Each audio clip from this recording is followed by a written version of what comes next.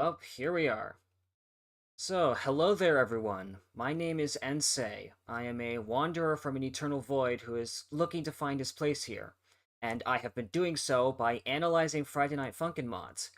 And today, I'm going to be doing a live analysis of probably what people seem to treat as the greatest FNF mod ever made, Indie Cross.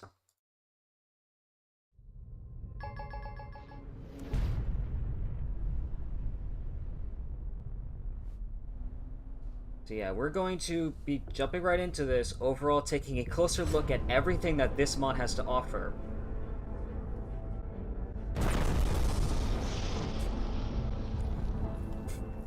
This is certainly a mod that very much tries to tell a generally interesting story.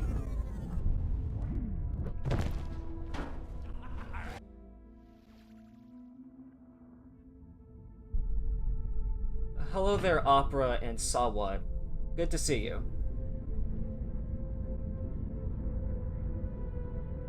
It's like we will be taking on some of the bigger indie, some of the bigger indie titans.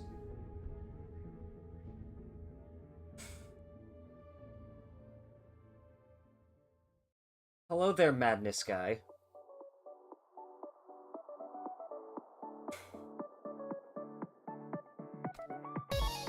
Yeah, so we diving right into this.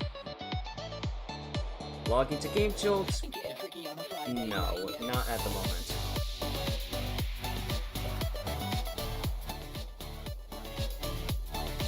Alright, let's just go to my options, make sure I have my stuff set up. Yeah. Take care of that.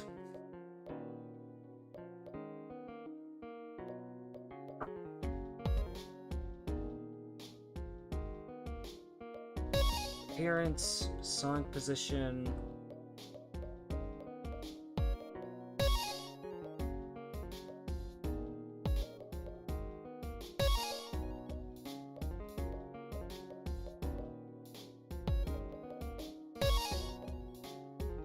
Subtitles. There's subtitles during cutscenes. Sure, we can have the subtitles.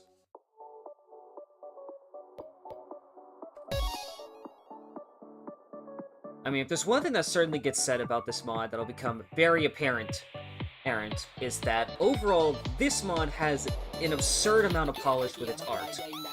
Which, for general, I'm not too sure as to why, but art, for whatever reason, has sometimes taken more of a focus than the soundtrack has for these mods. Lower it a little bit, that menu music's a little loud. Take on hard, yeah, we have Cuphead, Ed Sans from Undertale, and Bendy and the Ink Machine. We'll go through these in order, so we will be starting here, and everything that you're going to be seeing here, bear in mind, this is version 1.5 of the mod. So, like, a decent number of things have changed since the original release of this mod. And a lot of it generally has to do with balancing stuff, along with including some additional aesthetics. Now, I will not just be playing through this, but I will also be playing through an earlier version of the mod, because there are some key differences that I want to point out. But for now, we're just going to go through everything that 1.5 has to offer, so let's start here with Cuphead. And we can see a lot of nice cutscenes.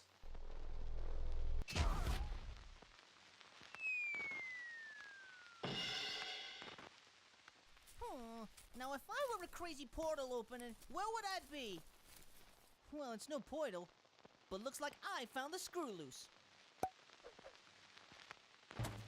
Hey, Buster! You got a lot of knife messing with our land. What say we settle this here and now? Here's a real high-class bout. So let's begin with Snake Eyes from Mike Gino. It's a very good composer in his own right.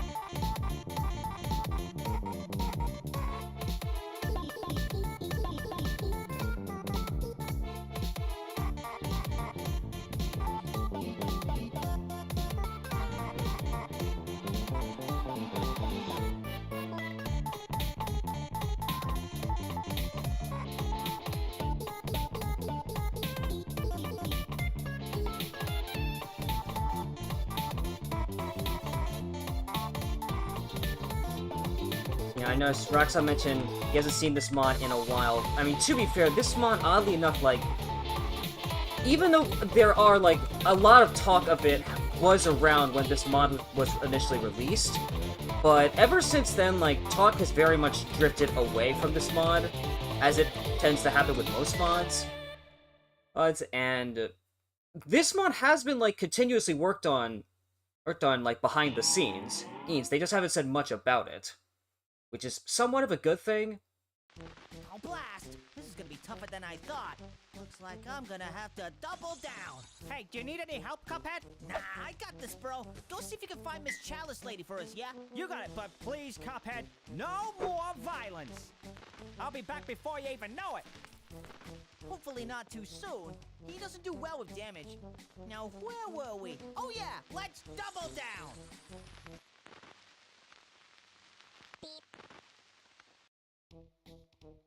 And now we have this, which is honestly, like, just a very nice thing to see.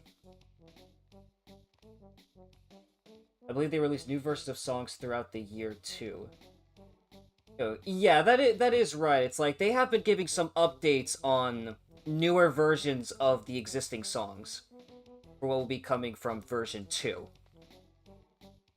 Now, this graphic here, the fact that they actually explain the mechanics. There are too many mods that do not do this. And it is honestly, like, very disappointing that they do not explain the mechanics. It's like, it is possible to teach a player what the mechanic does on the fly. However, that rarely happens when it comes to FNF mods. So, at the very least, offering this kind of explanation is very useful.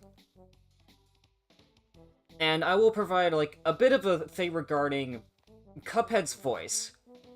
Now, for general purposes, in terms of what they'll be using for Cuphead's voice in version 2, Cuphead is actually going to be based off of... I believe the voice is based off of his voice from the Netflix show.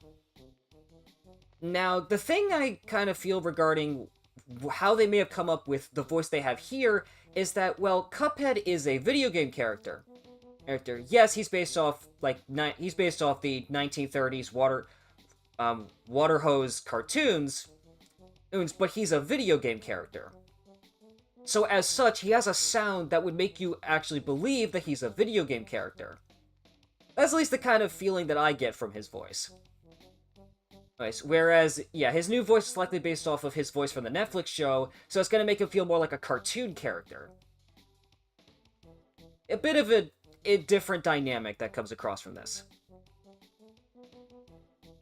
And overall, this and the next two songs do a very good job in capturing the feel of Cuphead's soundtrack. And I will actually be doing something later to show something interesting regarding this particular song we will be doing right now, Technicolor Tussle. Here's a real high-class bout. And begin!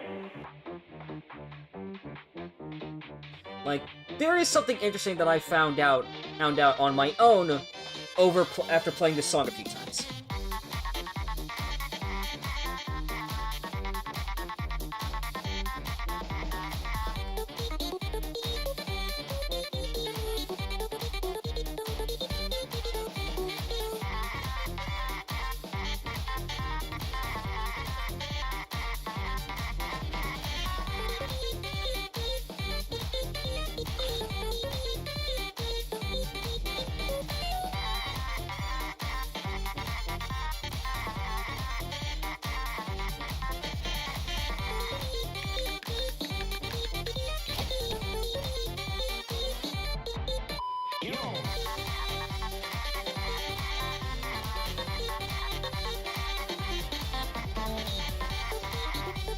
Not quite a fan when we end up with lag like that.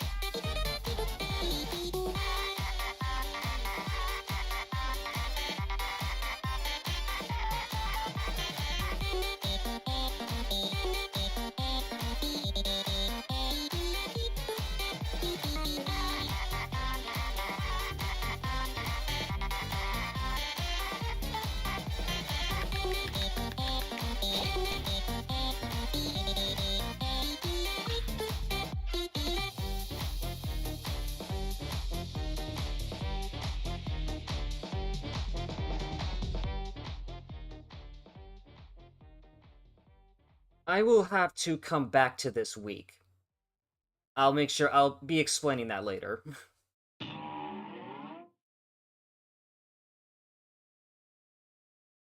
But now things start to turn.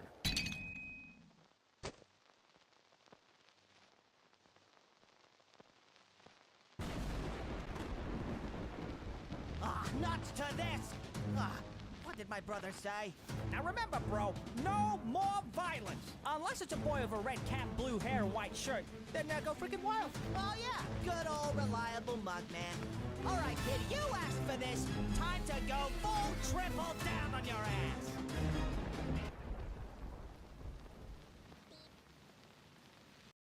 And as it makes sense, boyfriend just does not care. And good, we get ourselves another explanation for the dodging. Like an indie RPG.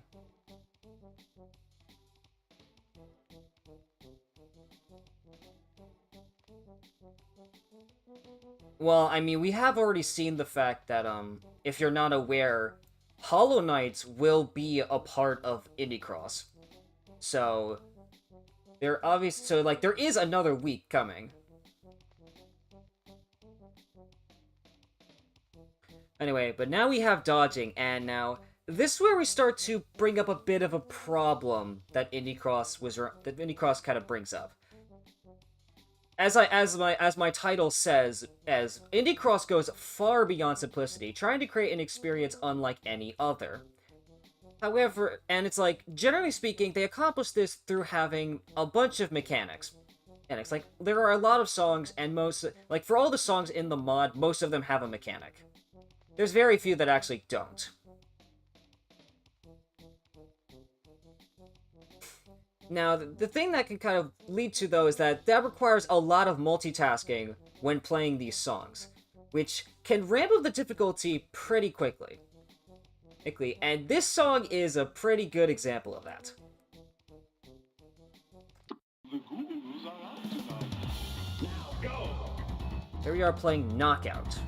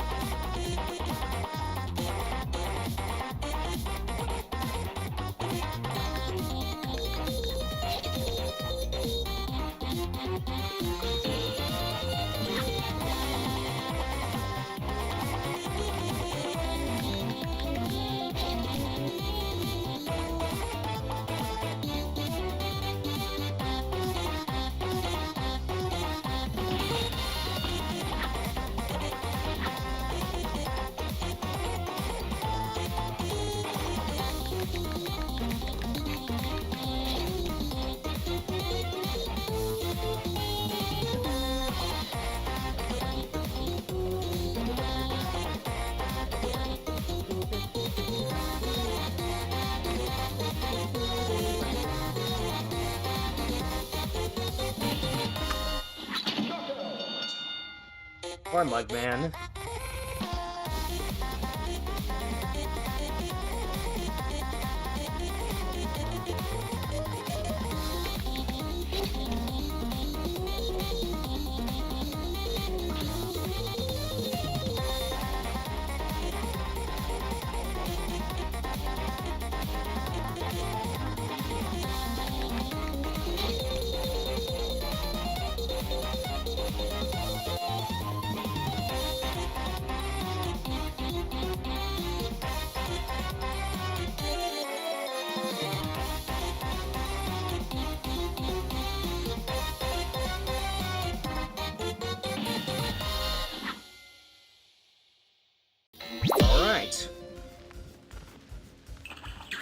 Wait, now, sorry, what?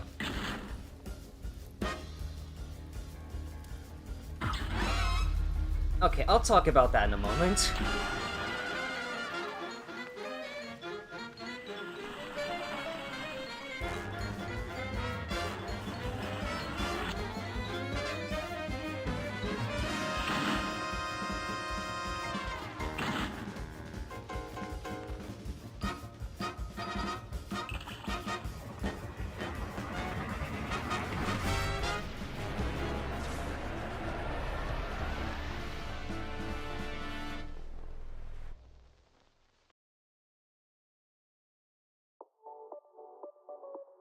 Okay, well, let me talk about we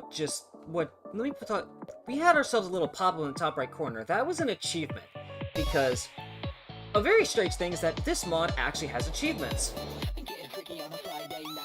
Which, they also have names as well. Well, I'm not sure why, but I was given this achievement, which says I full comboed the entire Cuphead week. Yeah, I did not do that. So...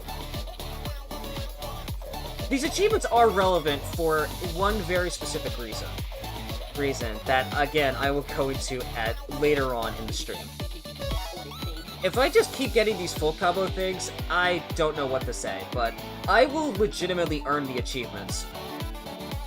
I'm not going to take the fact that it gave it to me by mistake.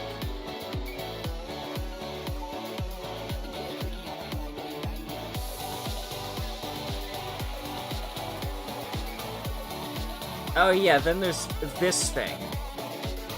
The mechanics toggle. So, I guess I'll explain that as well. I'll explain that currently. This is something that is new as of version 1.5. So, in the original version of Indie Cross, most of the mechanic stuff that you see was either a lot more punishing or generally failing it resulted in death. I guess as a means of providing better balance, they have adjusted all of those things to overall just be less punishing. However, they have chosen to leave in those harder mechanics under a separate toggle, marked as the hell difficulty for the mechanics. Now, with this, it actually applies a multiplier to your score. So, if you complete a song on the hell with mechanics set to hell, your score will be higher compared to the standard. It's like, I'm not going to be delving into that. It's like, I'll be playing through an older version, so I have to deal with... I've dealt with the hellish version of the mechanics already. Anyway, we're going to be moving on to Sans, and he's going to present a very interesting dynamic. It's an Undertale-based dynamic. So, long ago, maybe not that long, two heroes, Cuphead and Boyfriend, were doing a stupid rap battle. As the battle progressed, Cuphead became angry. For some reason. The two fought through a great storm, leaving Boyfriend badly injured. Boyfriend disappeared through a mysterious portal, leaving Cuphead in a fit of confusion. But after 1 week, Boyfriend emerged from the portal, falling into a new world. For about 5 minutes.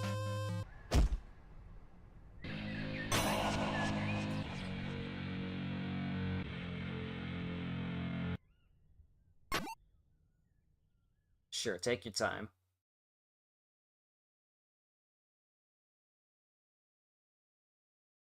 Yeah, Sawat, I am aware of that. I was actually going to present this question regarding, I was actually going to ask you all which one should I do first? Do you want me to get... So, as you see here, one of the things here is that I can attack Sans. It doesn't have any effect on him, but I can get a small amount of health every time I do so.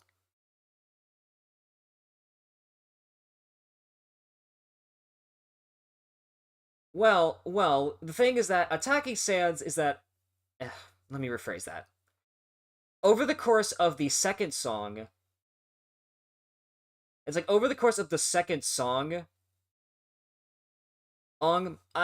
like, depending on how many times I attack Sans will depend on whether or not I can initiate a specific change in the art, which will be the signal that tells me which route I'm going down.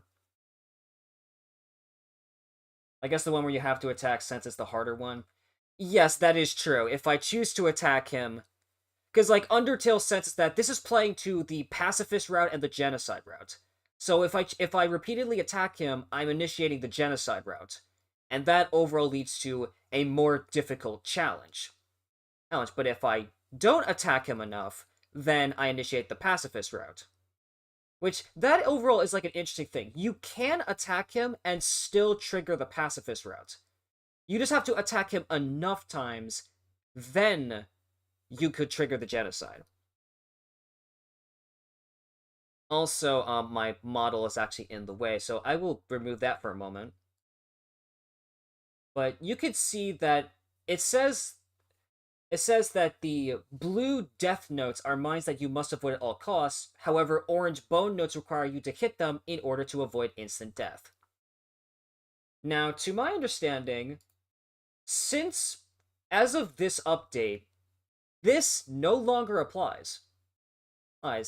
Because I'm pretty sure overall Sans' mechanics have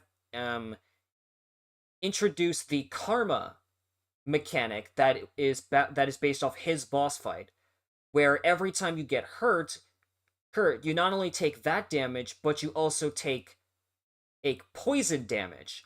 So it's like you take you take a general amount of damage and you take a poison amount of damage that you'll progressively lose health over time. So the fact that this graphic says that you will die upon failing them, I'm pretty sure that is false in this version. However, I'll be showing that later. For now, we're just going to get through this.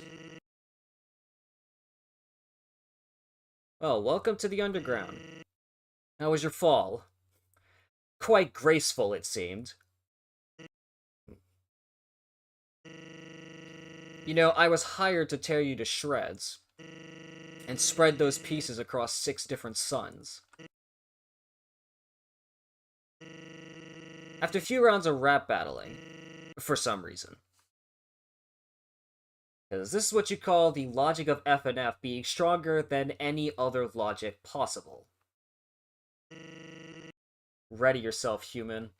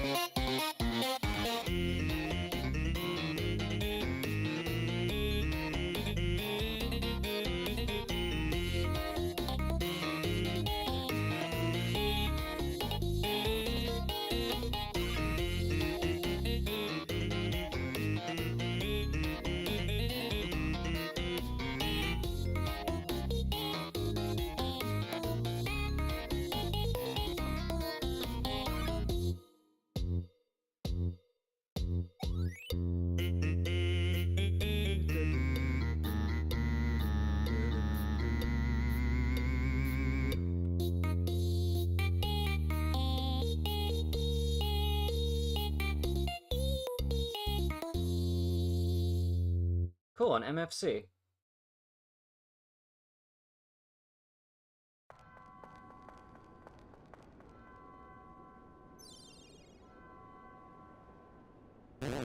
Well, seems like Frisk is here, but... You know, that wasn't actually that bad.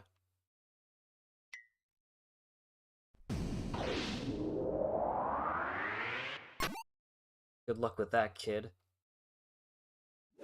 Let's continue, shall we?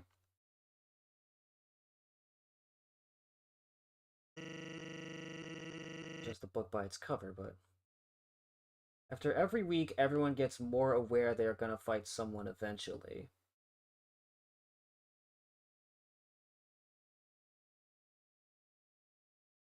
I mean, I'm not too sure about that when it comes to, like, the Ink Demon. I mean, in general, Sans is just very self-aware of, like, multiverse theory as a whole, so in general, he's just very knowledgeable of this stuff. But anyway, since Sawad mentioned we could do Burning in Hell first, go down the Genocide route, because that's the harder route, we'll do that first. Can't just the book by its cover, but I know what happened with you and that cup guy. I'd say if you try to do the same with me, things won't turn out so well. Up to you, kid. Yeah, he's literally playing to the decision-making in the fact that it applies to this song here. No pressure. So. Well, we're going down this route.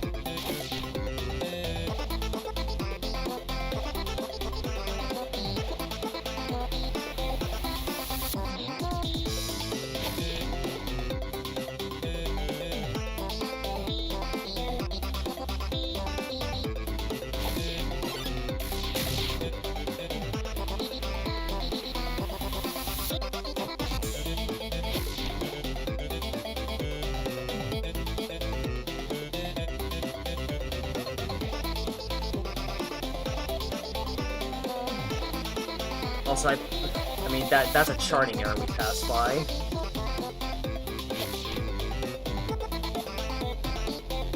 See, not even the most well-made mods are exempt from charting errors, which is a shame. Here we go.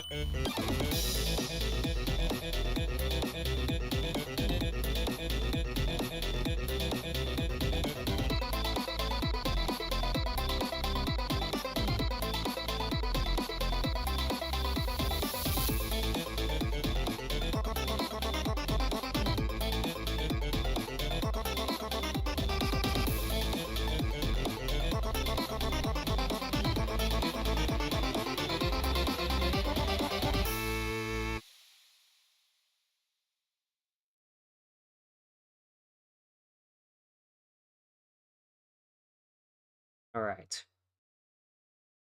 So let's see.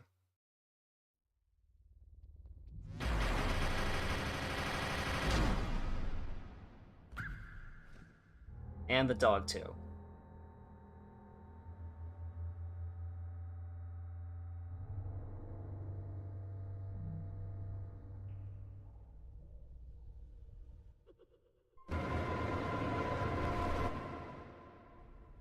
Honestly, I don't see the point in... Uh-oh. And look at your eyes, you really need some eye drops.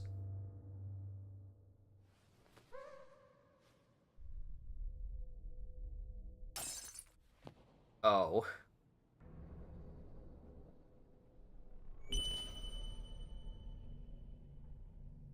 So this is how it's gonna be. Came out of nowhere and tried to break the wall.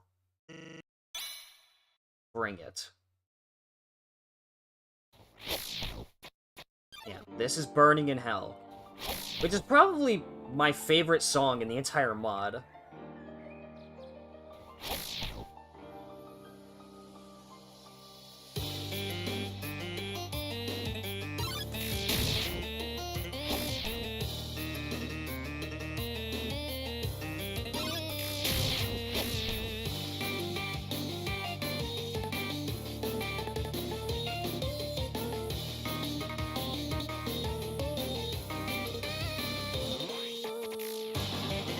Now we got some new stuff to deal with.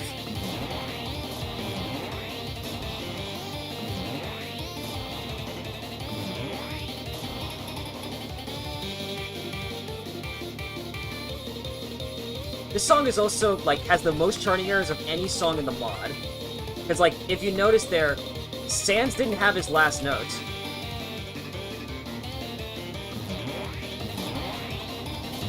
Oh. Oh yeah, you saw the karma system. Oh, and the Gaster Blaster hitbox is being a little funky.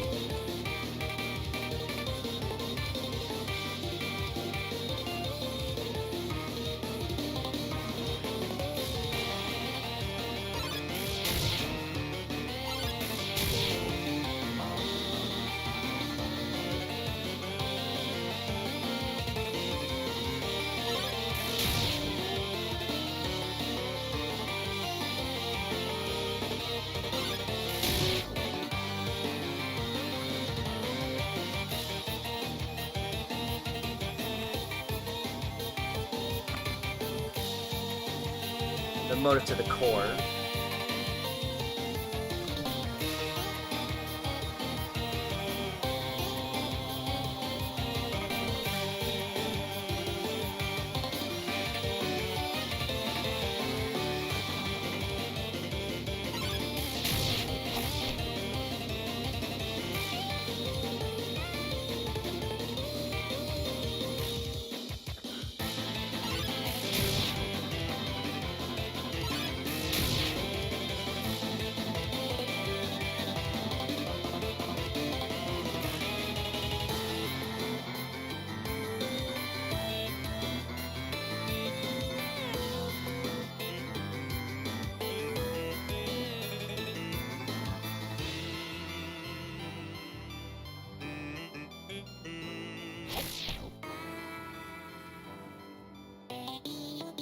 I like how I can just still do that.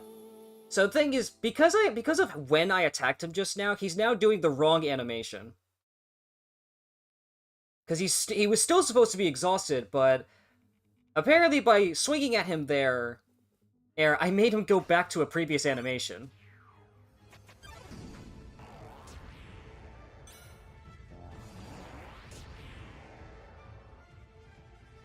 Checkmate.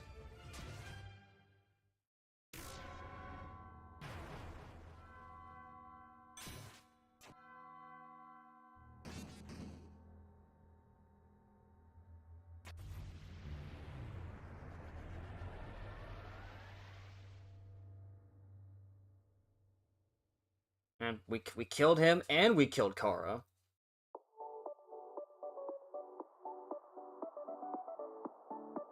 I would just shoot always. That had to hurt.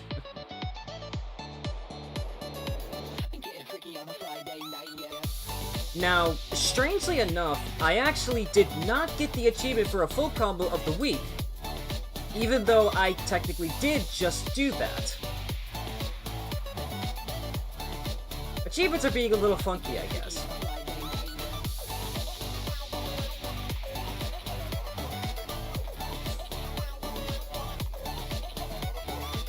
I guess, you know what? I'll just go back in here and just do this again. Because now we can start messing around a little bit. Oh, and this is unskippable. Yeah, it's like this is also one of the few mods that actually chooses to get pretty violent. Or I guess rather, be explicit by actually showing the graphics of said violence.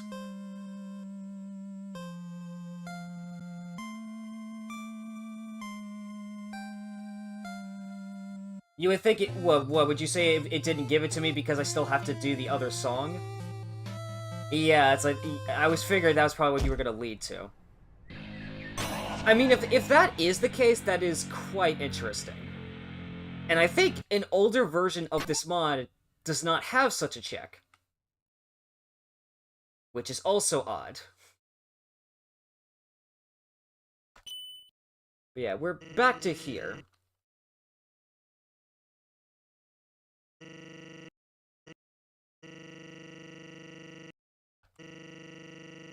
He's gonna attack. He's gonna attack again. He's gonna just attack randomly.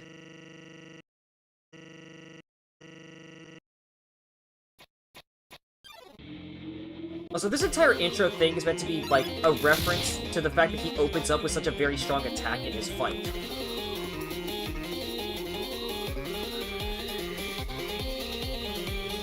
But yeah, you could see from exactly there. I hit a blue one, it did not kill me.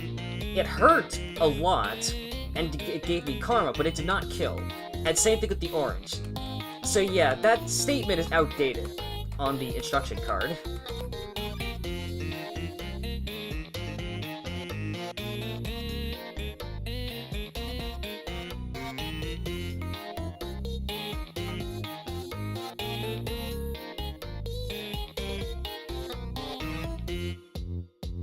Also, an odd thing is that mechanic notes do not count as misses.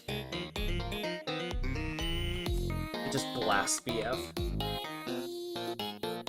Like, but yeah, as I just said, like, for whatever reason, the mechanic notes are not counted as misses. Because you can see my miss counter is 0, even though I did clearly miss one of the orange bone notes. It's strange. The same thing applies to the parry notes for Cuphead. And anytime you hit one of, like, the, what I'll just call the mines, which are notes that you are intended to avoid, those also do not count as misses if you hit them. The notes refuse to be missed.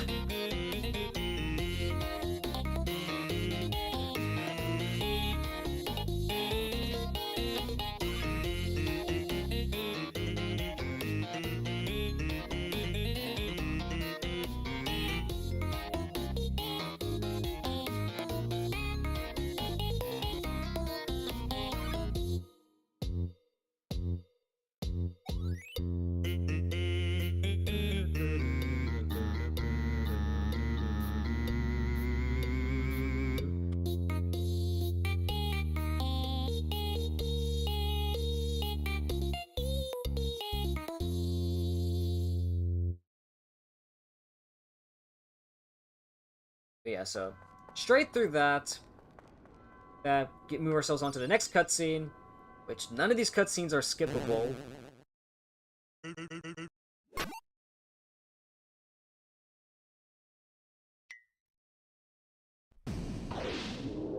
I remember someone making a comment about, like, how it seems like they were going to attempt to see if they could play a video, but then also essentially pause the video so that they could pop in dialogue.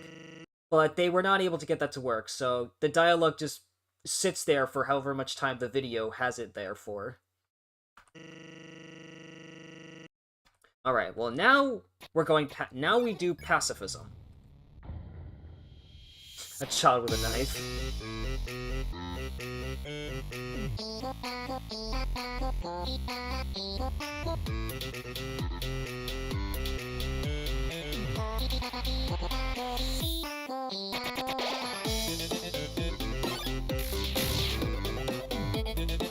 I gotta let one of those hit me too, because it also should not kill.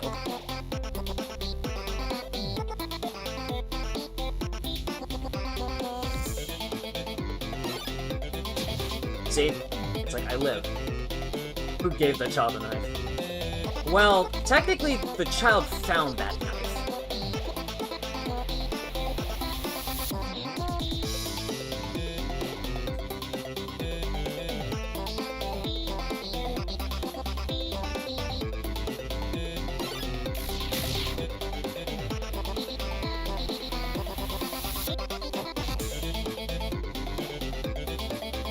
And then I guess regarding that dodge mechanic there, once again, a dodge mechanic that is not, like, purely rhythm-based.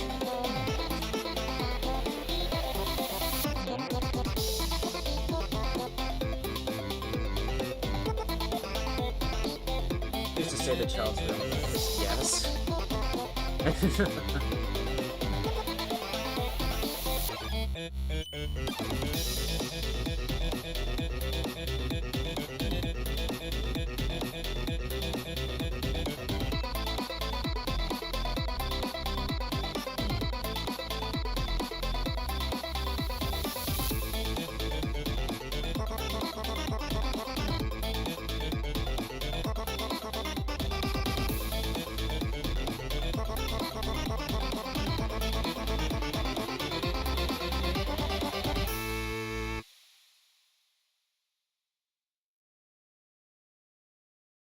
Alright, so, yeah, we did not attack him, and notice how we did not have the change in the art. And the mechanics are just fully gone now.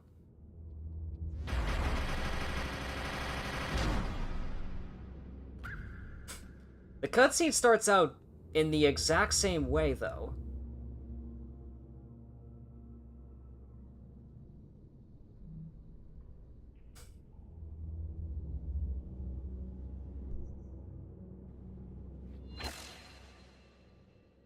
Well, this is awkward.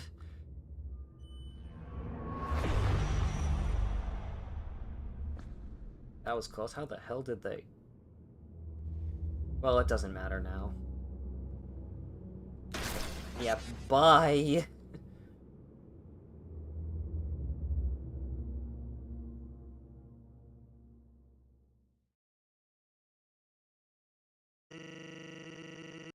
I'm surprised you didn't try anything. I guess you learned something from last time. Let's finish this. Final stretch. This is another song that is very blatant with the charting errors it has. You just have to pay attention to Sans near the end.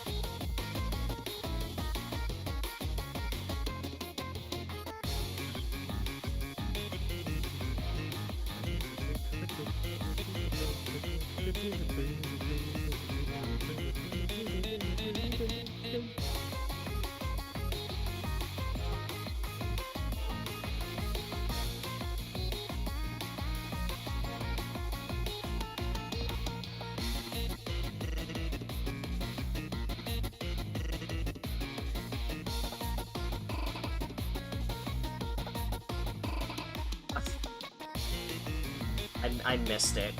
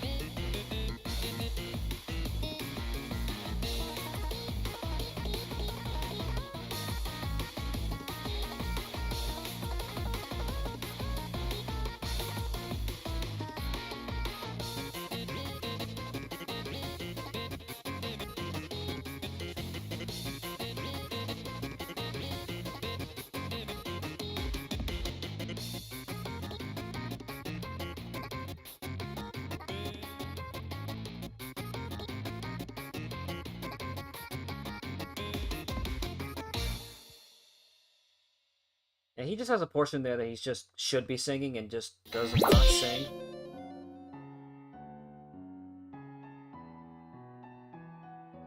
Sorry about that. I didn't expect you to have a change of heart.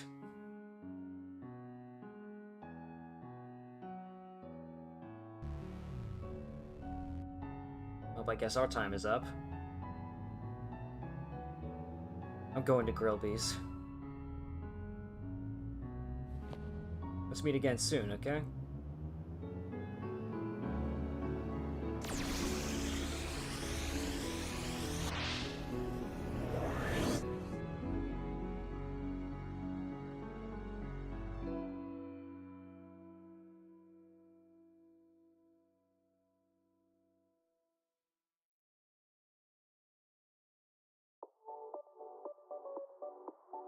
Oh, kind of a shame I missed that.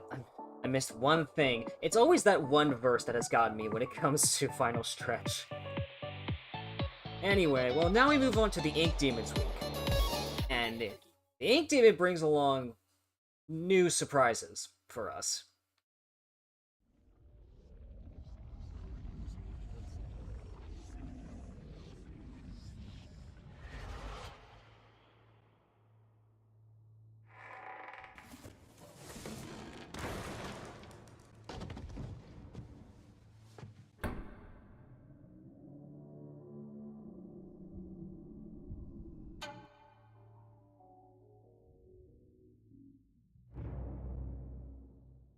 Well, that's our opponent. A cardboard cutout.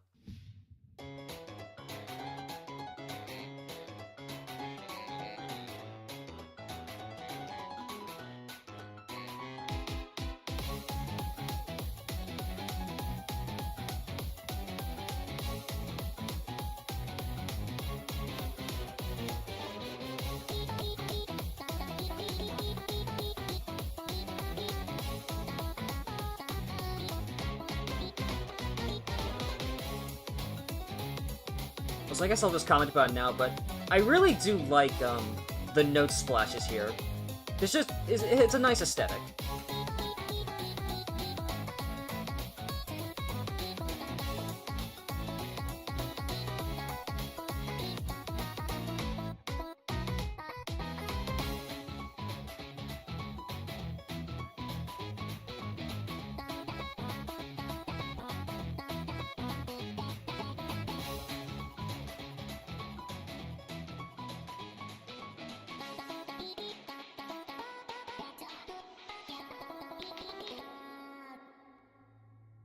And then here's what's interesting.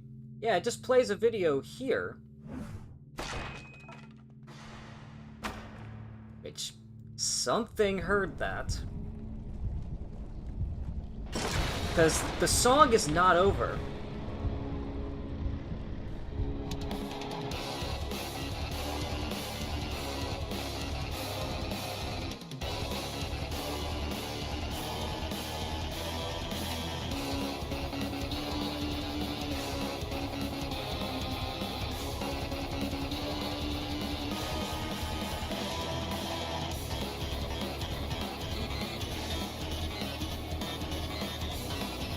Yeah, he's got some pretty strong health drain there.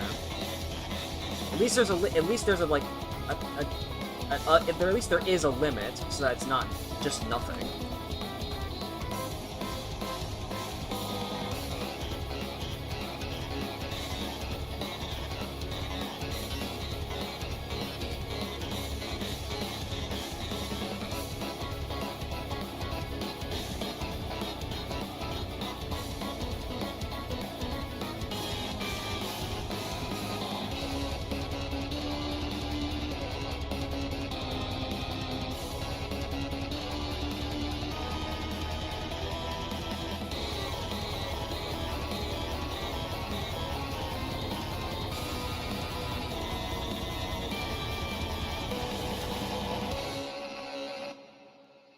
And it's like, the sense of his health drain is roughly as strong as, it's like, for as much as he pushes me, is about as much as I can get back.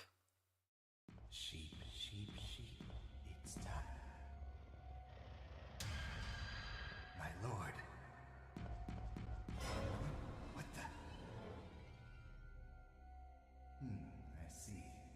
There's only one way to put an end to this, but it's not gonna be pleasant.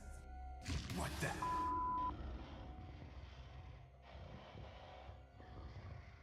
Also, an interesting little thing they chose to do with that cutscene is that those portions where you would just see the Ink Demon silhouette, that silhouette in particular was the older sprite of the Ink Demon. Because in the streamer build, the Ink Demon had a different sprite. So that idle animation that was playing there was from that sprite.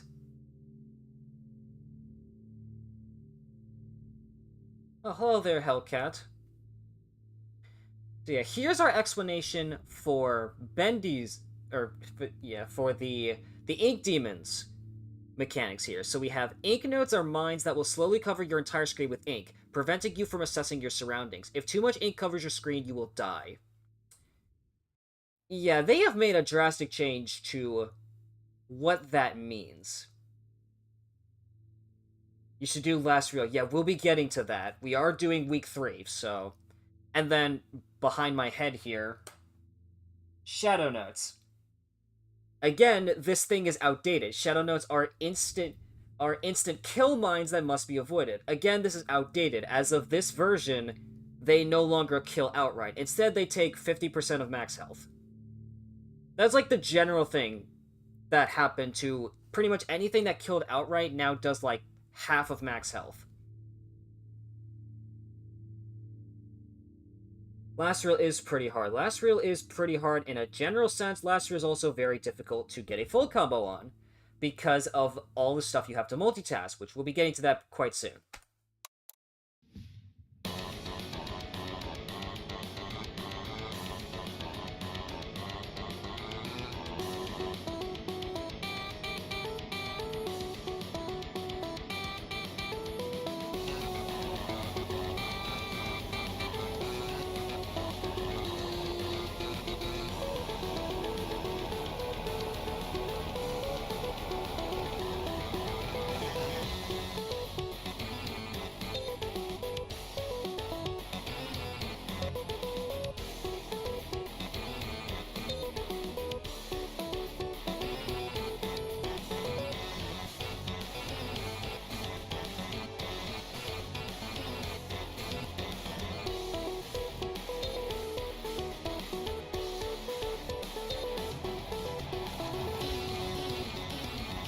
Now the ink notes are actually in play. Well, there goes the full combo because of, again, more unwarranted lag.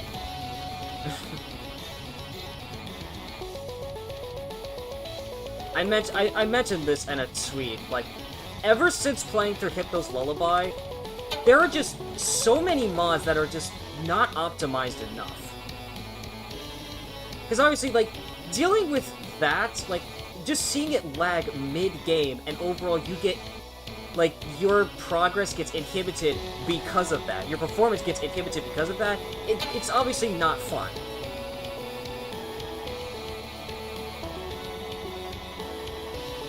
I mean, there's, like, a decent number of things that are optimized in this, but not everything. Indie Cross is your favorite.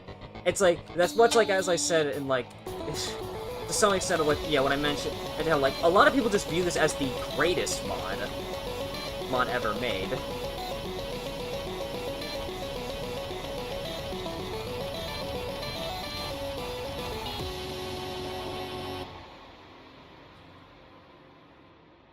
I'll let the cutscene roll, then I'm gonna mention something about these harmful note types. I'm gonna mention something about these harmful note types as a whole. Not bad.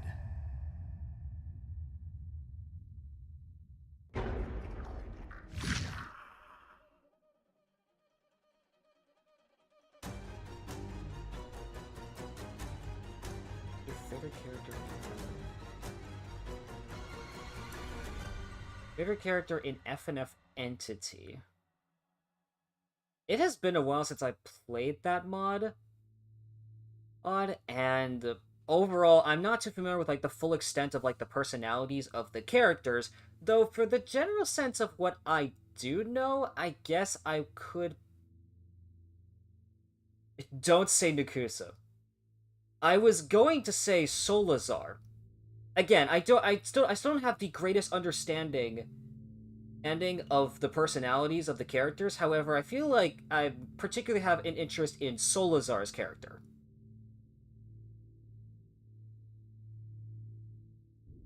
Anyway, back to this. So yeah, here's the thing that makes Last Reel difficult because of multitasking. Two members of the Butcher Gang come from the left or right side of the screen. Once they stop walking, dodge their attacks by pressing the dodge key. Attack them back when you get the chance. Yeah, there's two attack buttons because... Depending on... Because, like, you have two attack buttons because each attack button swings either left or right. The default controls pretty much relegate these to the two different shift keys. So left shift attacks the left, right shift attacks the right. Now check your controls in the options menu to make sure you're comfortable while playing. I'm just using the default ones for this stuff.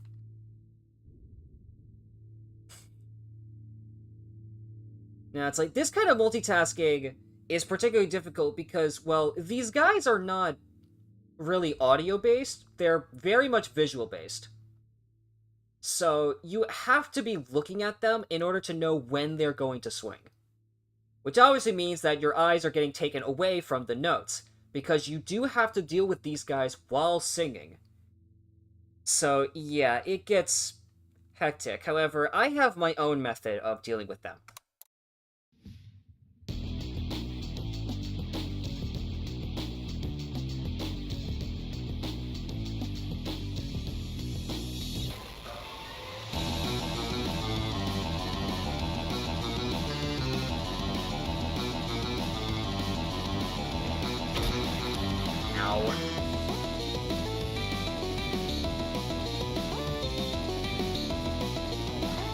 Oh my goodness, that lag.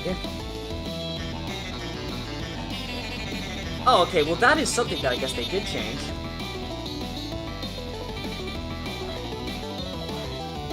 They made the camera zoom in whenever they attack.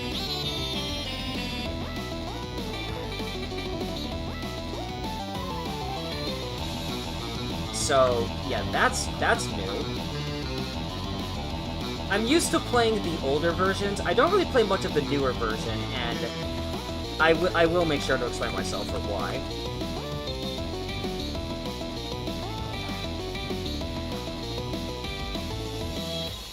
Also, I noticed Hellcat saying what? Was that in response to, like... Was that in response to your entity question, or in response to, like, this song? Oh yeah, Butcher Gang member flips off the camera. You can see Stickman was in the background.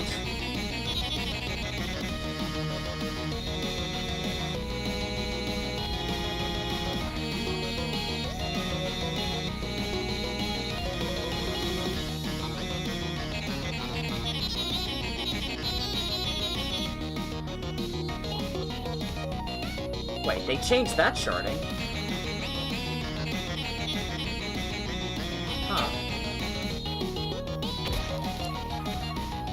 Oh yeah, well, noticing me hitting the ink note there, the ink is pretty transparent, so it does not really cause so much of a visual distraction.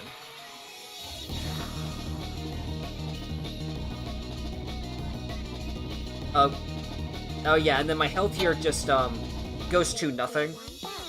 Very intentionally.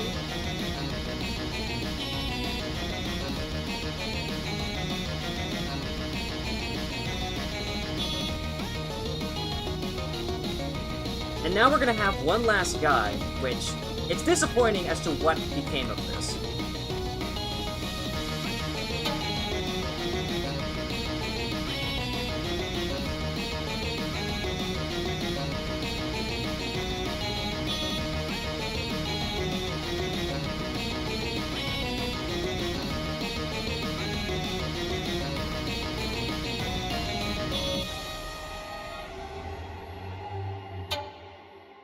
Okay, this. The ending of Last Reel Click. Yeah, Last Reel has a very good ending to the song.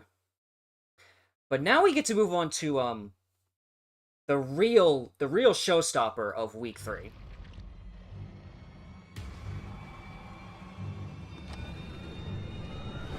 Yeah, he's remembering Witty. So this is not good.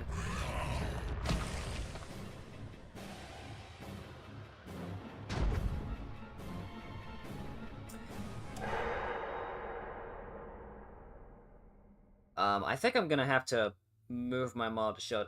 If I can just, yeah, you can see it there. Those are the only instructions that I get for this song. Simply run. And you're gonna see why. Because this is Nightmare Run.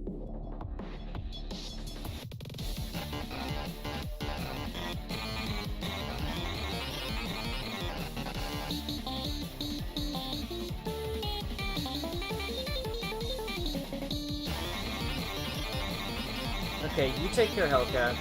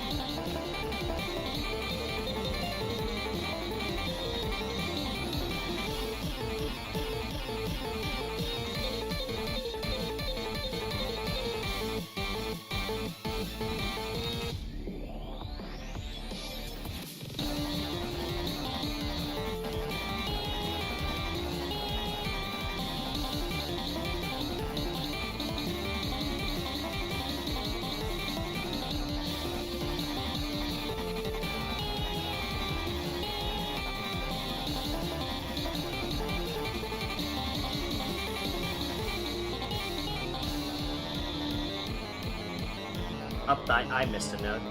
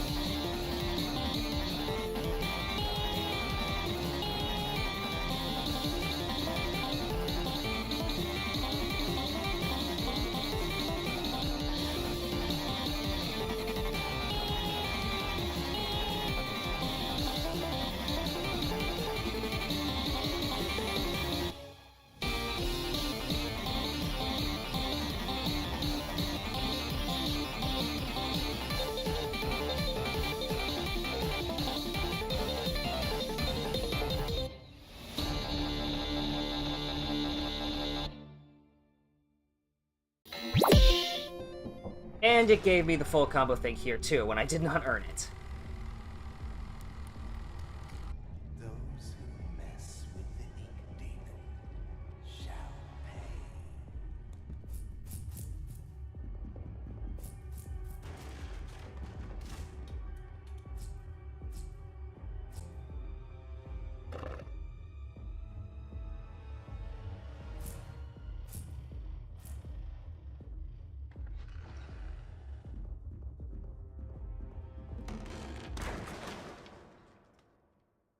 That's not good.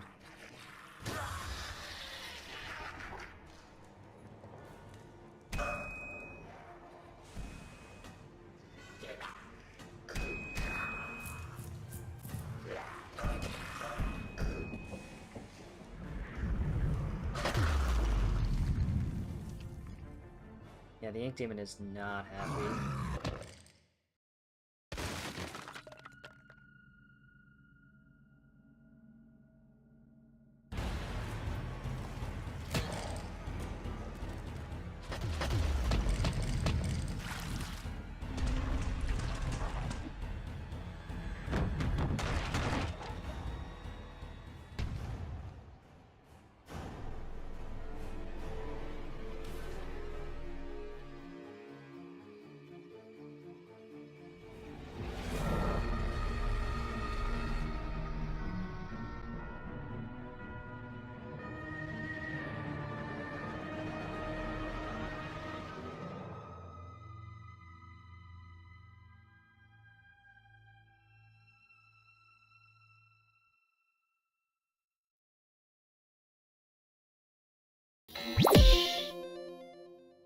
The end. Beat every week.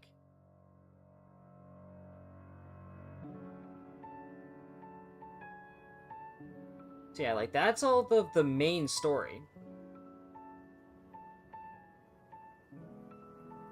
Alright, it's like, in general, even just from the 3 story weeks, like, this mod is very impressive.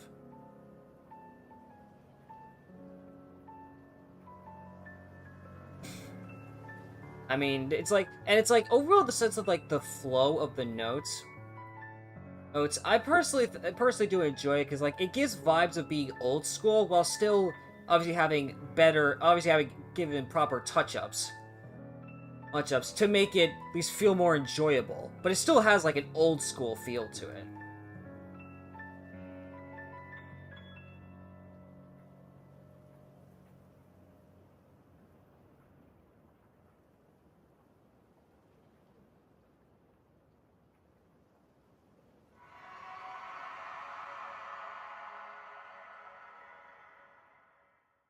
And that's the Hollow Knight teaser. You can hear the screech of the Hollow Knight, right, from the credits.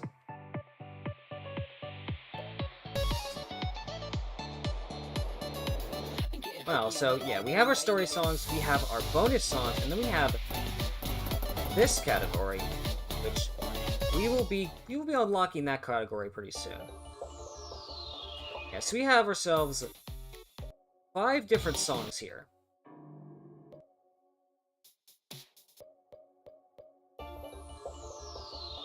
So, we start here with Satanic Funkin', which features the devil. This match will get red hot. You're up.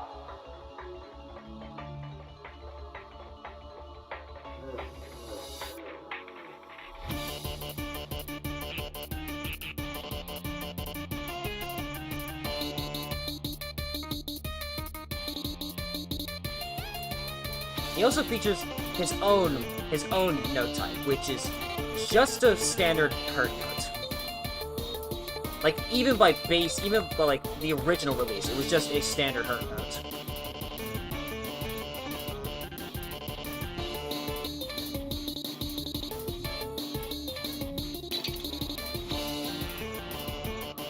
Yeah, those double guys never killed either.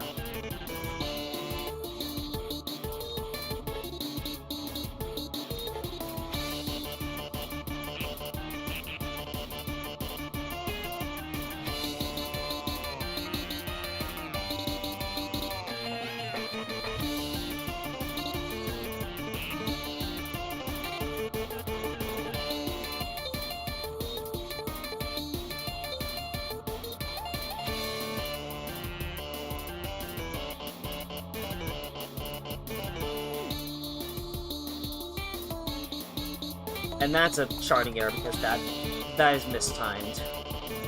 That's second left.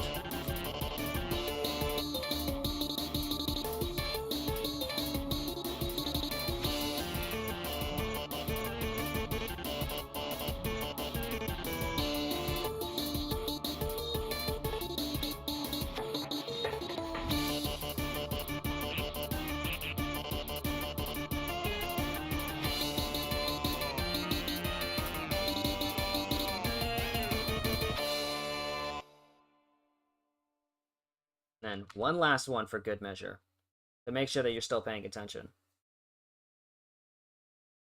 A brawl is surely brewing. A nightmare has risen in free play.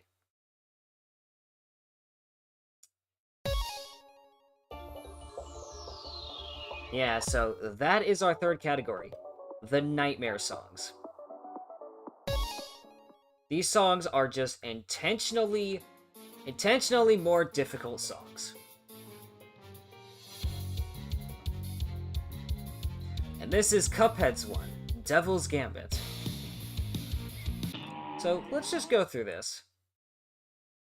And you see that background shows the three different silhouettes, or at least the three different eyes from them, the three different glows. 3, 2, 1, go!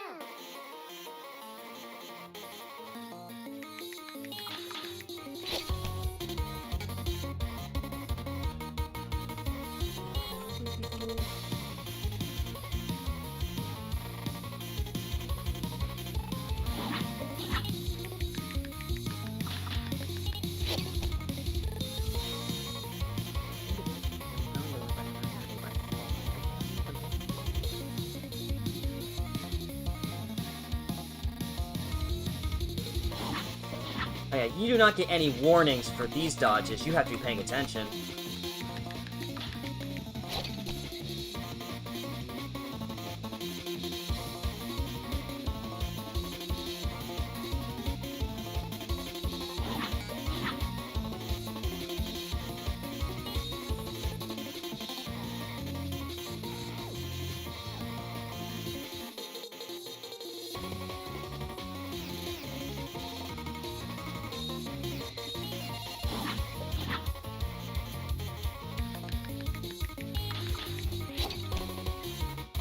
Yeah, I was wondering what happened there. Yeah, the card graphic kind of just vanished from sight.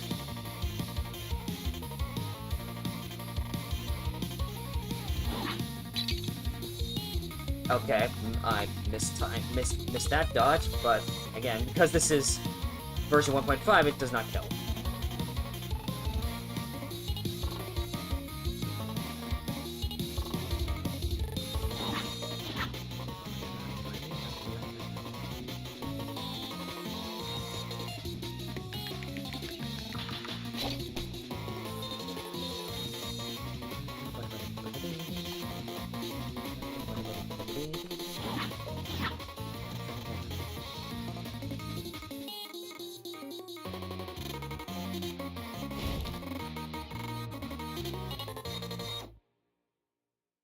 Alright. Yeah. Ultimate Knockout. Defeat Nightmare Cuphead. Now, something else that is different with version 1.5 is that they have changed how you unlock the Nightmare songs. Now, initially you unlock the Nightmare songs by beating all the story songs along with all of the free play songs. Then you would unlock Devil's Gambit, and then from there you would unlock the next Nightmare song. However, this one in 1.5, it seems that you unlock the Nightmare songs by beating the free play songs of that respective character. So let's play Bone Doggle. Let's try to unlock the song for Nightmare Sands.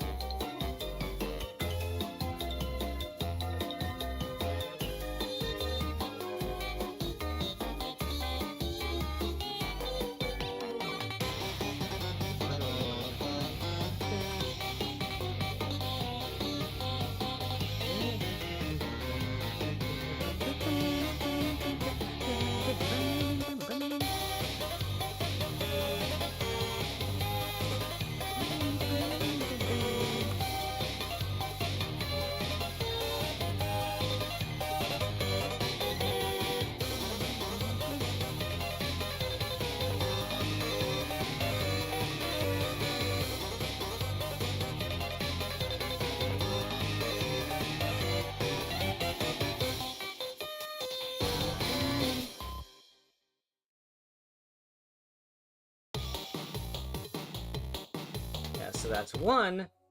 Now we have to do the other, which... This song is an interesting scenario because in the earlier version of the mod, this song actually did not have a mechanic. Well, they have now added one.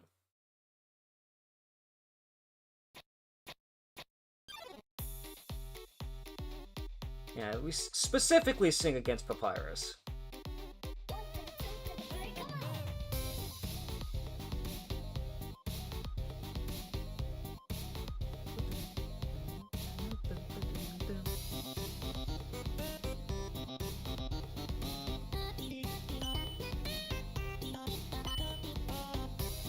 Yeah, my notes appear on his site. At least some of them do.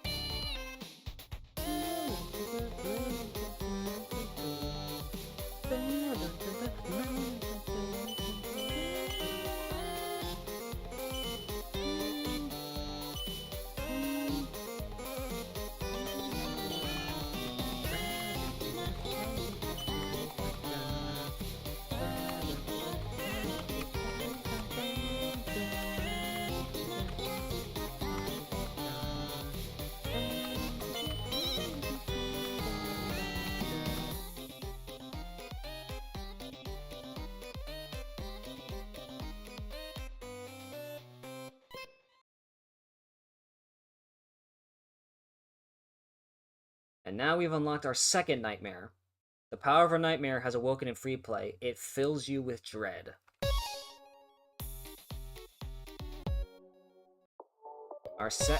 Our bout with Nightmare Sans. And Bad Time.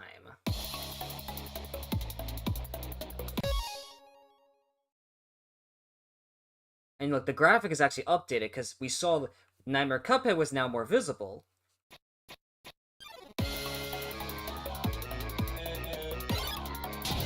Yeah, the dodge mechanic works a little differently.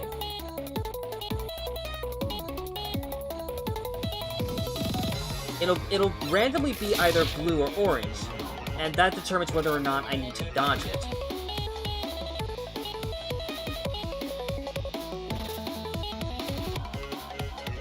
Like, if it's blue, do not dodge it. But if it's orange, I have to dodge it, because it's the same logic as the blue and orange notes. Because the logic's taken from Undertale.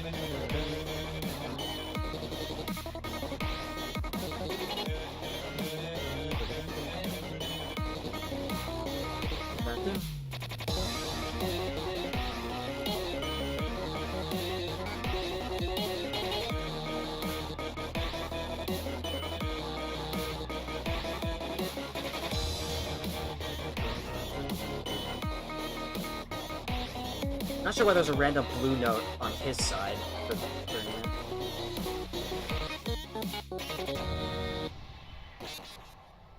I actually got through that without hitting a single blue and making sure to hit all the orange, so even on hell, I actually would have beaten the song, which...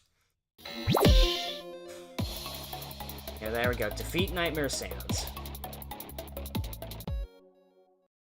So that's 2. Well, we have 2 Bendy and the Ink Machine songs to do. First is Ritual, well, in which we saw him earlier. We actually sing with Sammy. It's time. We've all been waiting. But now the wait is over.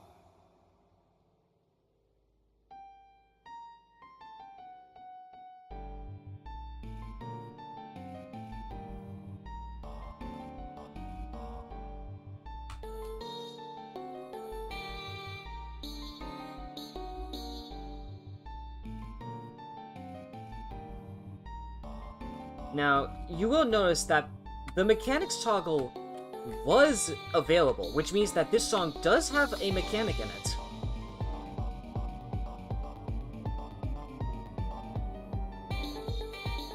Which is unfortunately like a spoiler.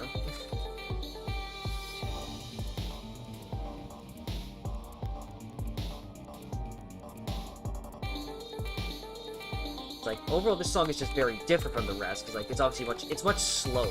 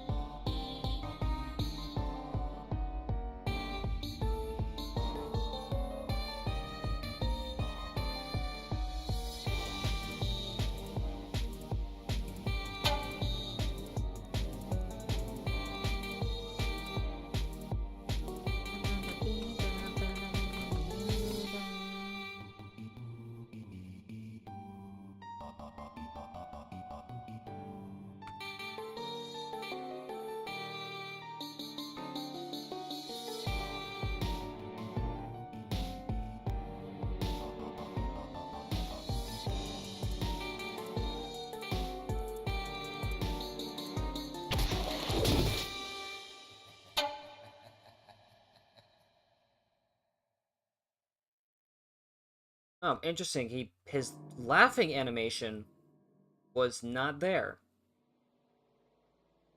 He has an animation with that laughter at the end. He does have an animation for it, but I don't know if the lag caused something to make it not play.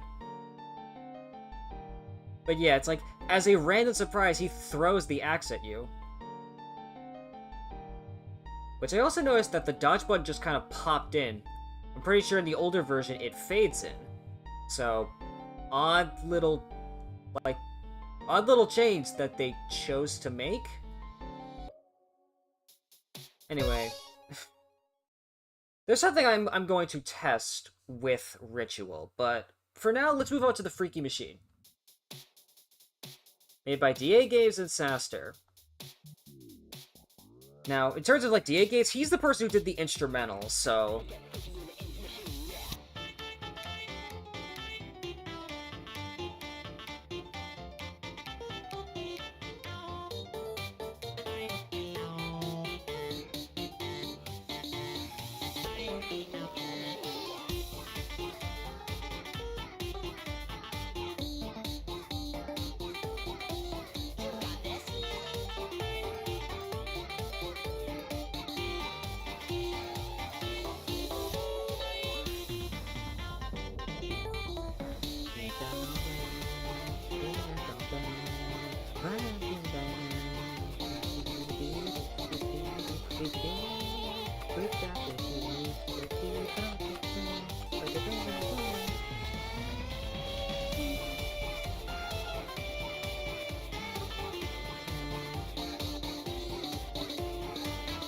this is also another song that is much more apparent with its charting errors.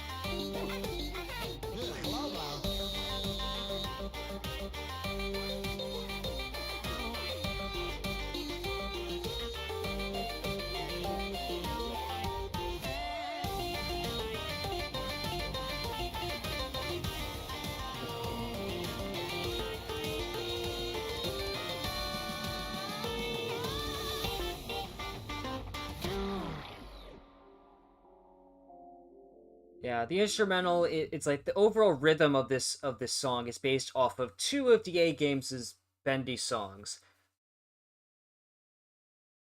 A nightmare has awoken in the workshop. The ink has grown volatile, and a roar rings out through the halls. Yeah, here's our final nightmare challenge. But yeah, as I was saying, the composition for Freaky Machine is based off two of DA Games' songs, both Build Our Machine and Instruments of Cyanide. But now we have our main final challenge. Despair. And there is a reason why I phrase it as the main final challenge, because there actually is something interesting tied to this song in particular. And I'll be sure to talk about that afterwards. I'll do my best to try to beat this song in one attempt.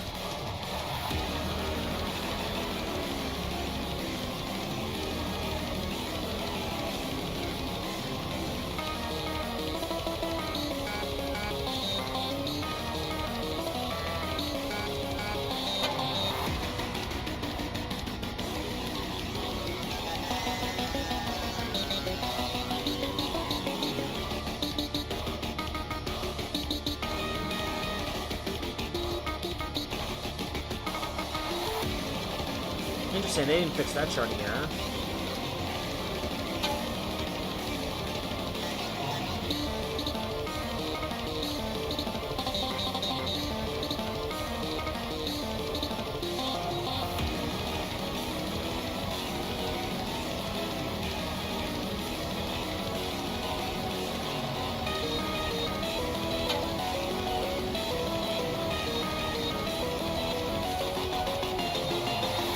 And just for reference sake, this is a 5-minute song. This is long and difficult.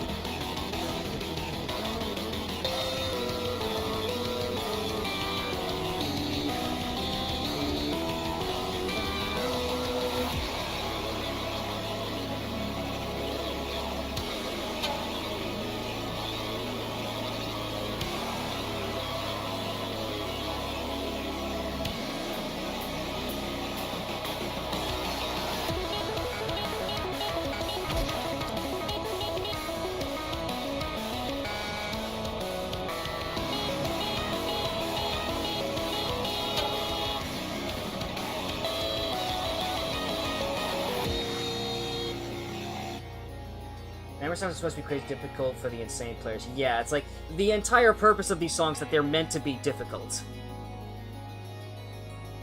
Which is also why I was actually going to bring up a valid point regarding these Nightmare songs. While you can disable mechanics for songs, these songs you cannot disable the mechanics for. And it's because of the fact that they're intended to be very difficult.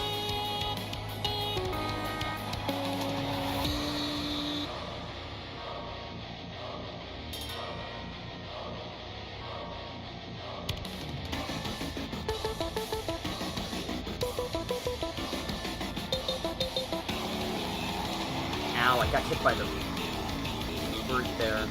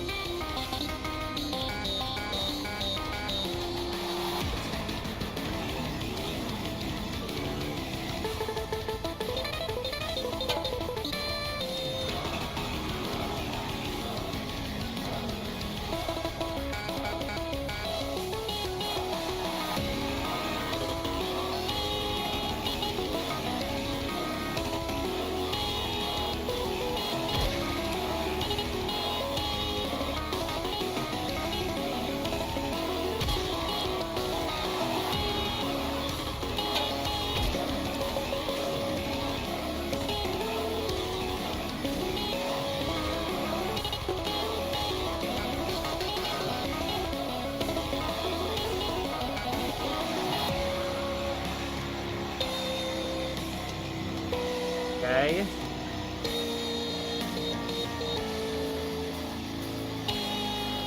mean, for context, we have one final minute. One last minute.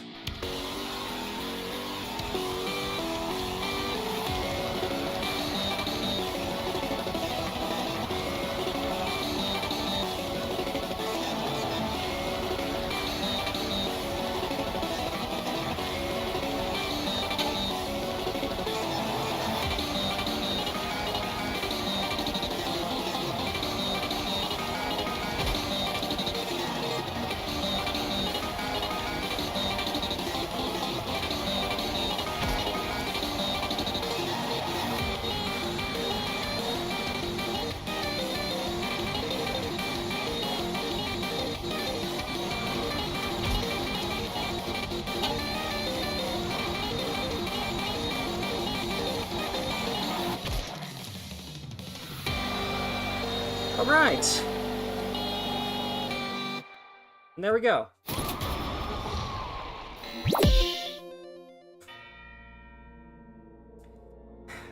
And that is despair.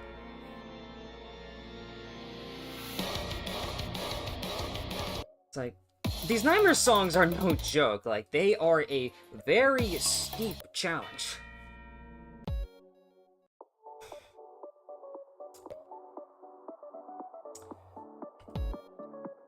But now, with all that being said, the rest of the content that comes from this mod is generally shown through these achievements.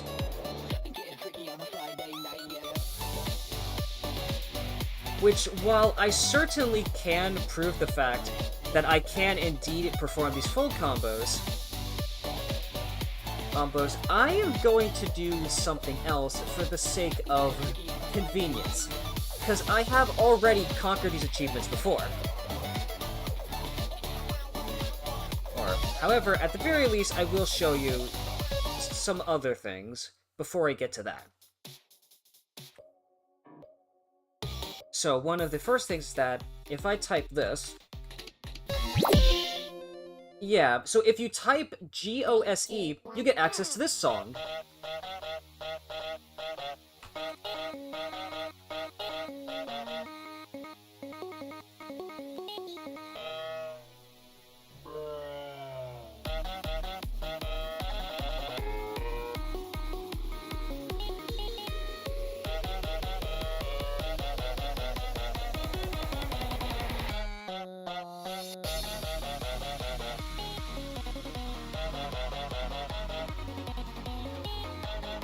Yeah, this is where the old school charting comes more into play.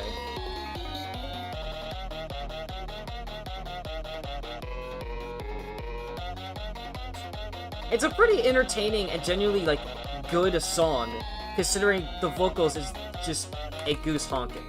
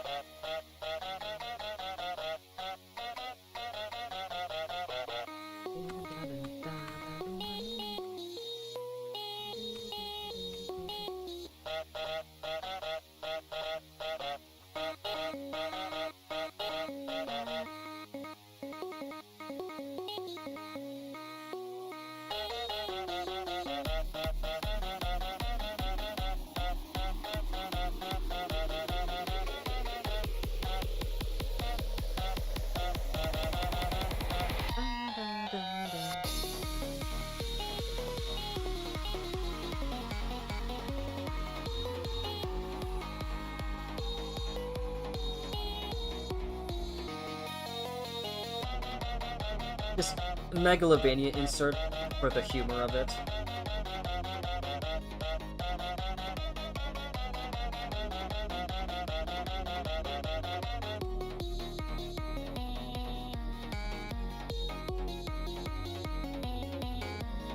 I mean, it would be nice if there theoretically was more for me to talk about, but it's like, this song is just meant to be a hidden joke song, essentially. or just it's just meant to be a hidden song. Like there isn't much going on with this as a whole.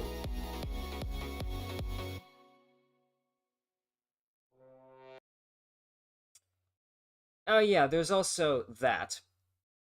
It just closes the game when you complete the song. So let's jump right back into it.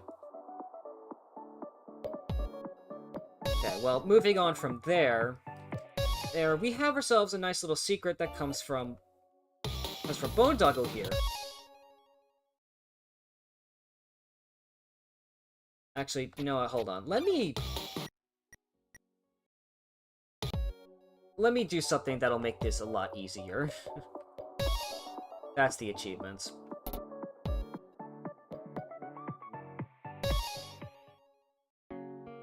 Make this go by quicker. I'm just going to enable the reset button. Because general things that are worth showing are going to involve me doing this quite a bit. So, with Boondoggle here, it's like, there's an interesting little thing that happens if you lose. Yeah, you get an achievement for actually losing in Boondoggle specifically. Hey, thanks for letting my brother win. He doesn't handle humans so well. I want to thank you with a gift. Goodbye, player. Have fun.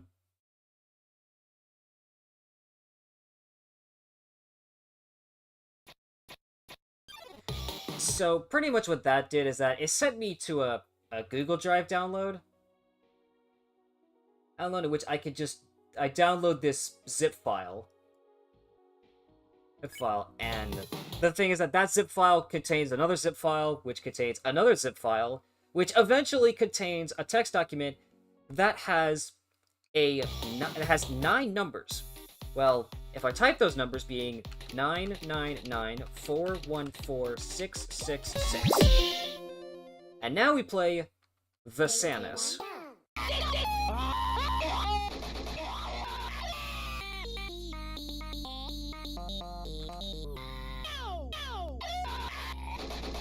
Social credit points.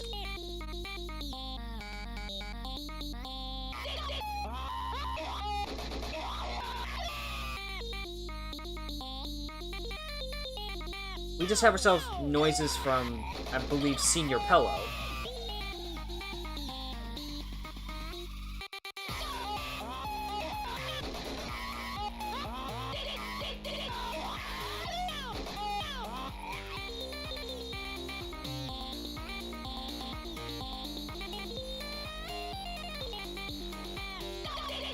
Again, like, for the fact that this is a joke song, it is actually a pretty good composition for a song.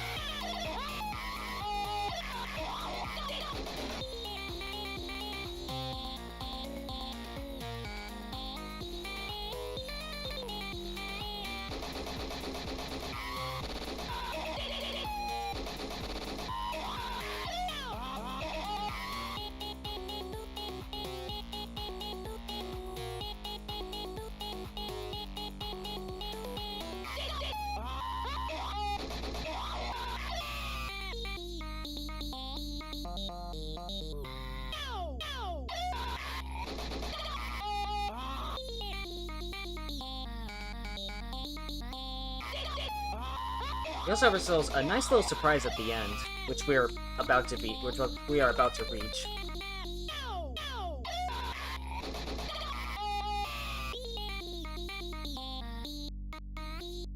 So the song ends with that, but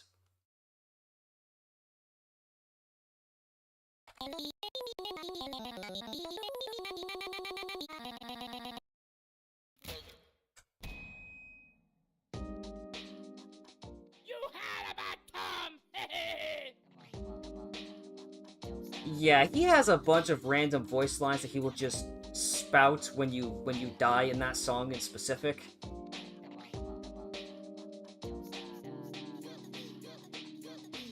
And it's like there is just a given point where the game just outright kills you. It is not possible to actually complete that section. The game just kills you.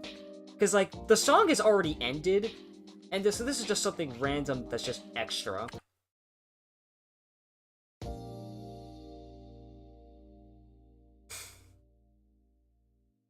That's why it's like the achievement is for playing the song and not for beating the song, because you cannot beat the song.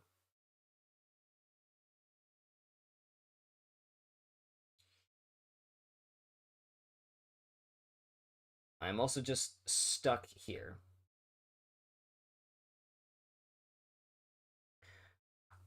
So something I'm gonna do something real quick. Like where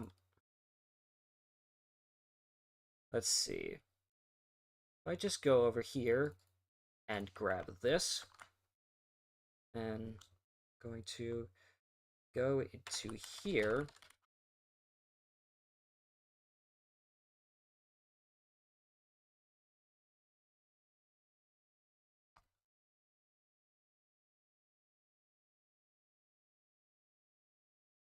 Just going to do that.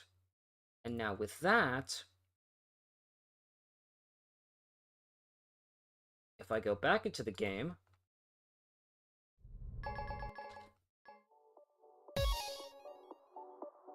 now, so long as that worked, if I go over to here... Yes, there we go. So, I backed up my save, so I can show you all the achievements here. Here, so you have Captured, which is to lose to Santa Pyrus. I did not want to go through the process of dealing with, Unworthy here. The 3 different Unworthies. So, yeah, it's like the first one hit 50 blue bone notes, which again, it's like on older version meant you basically had to die 50 times straight to this thing. Hit 50 ink notes, which is a lot easier and will probably be like one of the first one you get of these.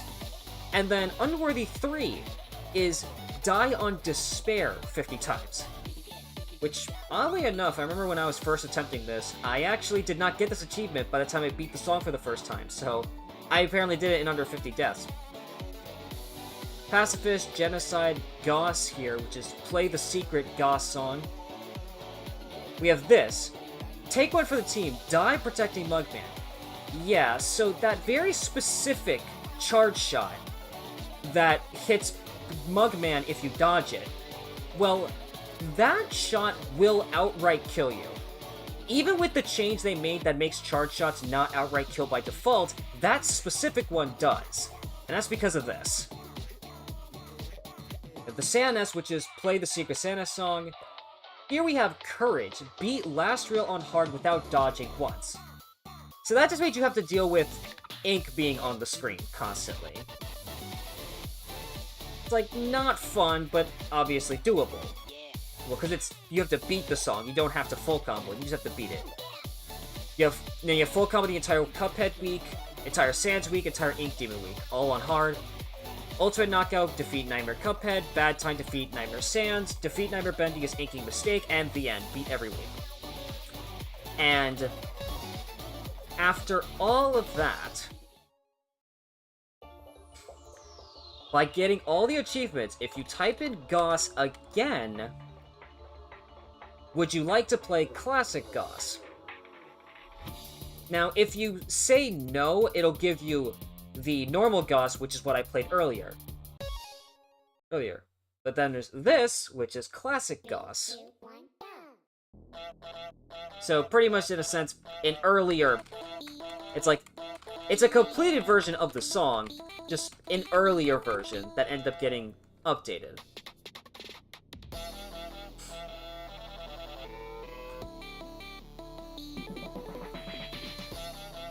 For the general sense of, like, the composition, it is generally the same.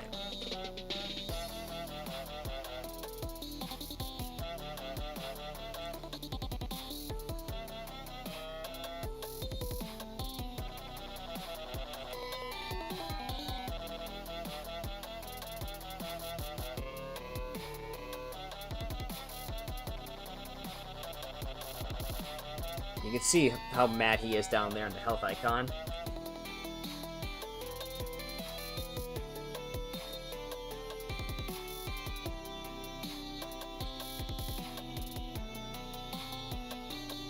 The music, like, the instrumental for, like, classic Goss is a little more, like, meant to feel, like, in a sense, like, rewarding. Or it's like, after a long day's work, or now it's just time to relax and enjoy the sunset. Something like that.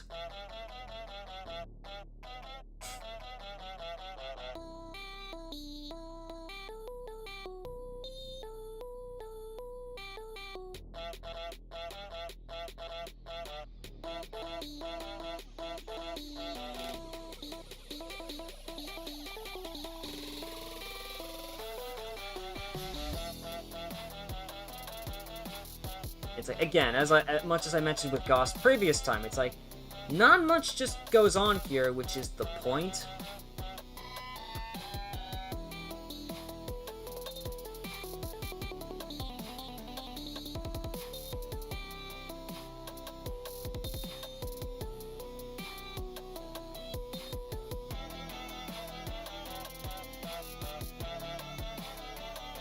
The Megalovania insert is still there in the vocals, but not as apparent because it doesn't have it in the instrumental.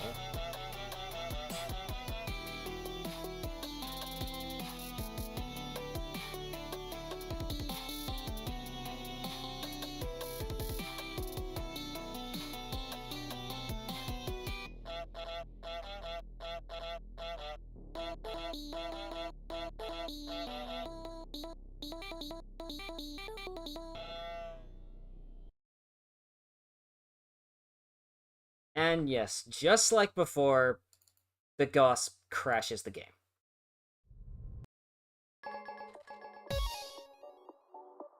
But I guess I guess we're just gonna have to deal with one more crash, because the Goss has one more little trick.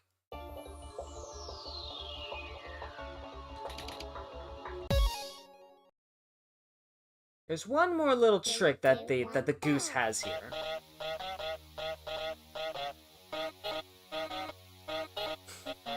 If you die, he just takes your IP. Yeah, simple enough.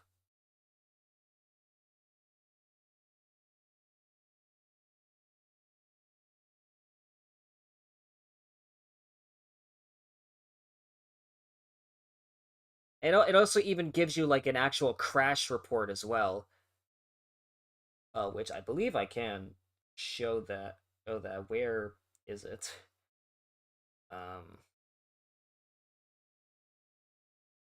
Yeah, so it gives you...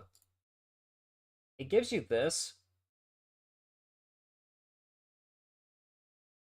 It just gives you this. It gives you a crash report. Which I'm also now realizing the thing is cropped, but that's fine. It says uncaught error honk. Yeah, you just get that.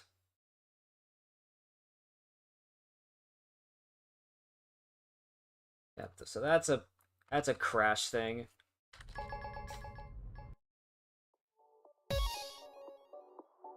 And we still have some other things to look at. Yes, one quick thing that I'm going to show is... I have not actually tested this myself, so I'm curious to see it, but in 1.5... So now, for general purposes, obviously, the surprise of Sammy throwing the axe at you is obviously meant to catch you off guard, and that means that the 2.5 minutes that you spent playing this song is now all for naught. And you have to play it again. Well, considering they've toned down things, what happens in 1.5? Like, does it still kill? It's like, I feel like it should, because that is the entire point it has. But then again, if they ruined the purpose of a different mechanic, then they could have ruined this one too.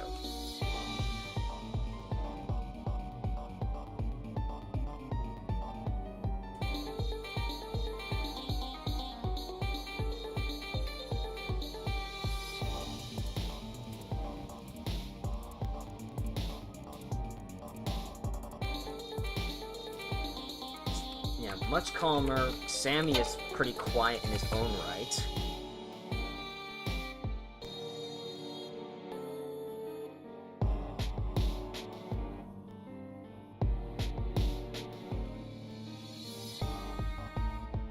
Also, I never got around to mentioning this, but all of these, like, all of these harmful notes, each and every one of them, it's like, at least for the ones that you are intended to avoid, which is what I'm calling the harmful notes, which would be, that's the ink notes, that's the blue bone notes, that's the shadow notes,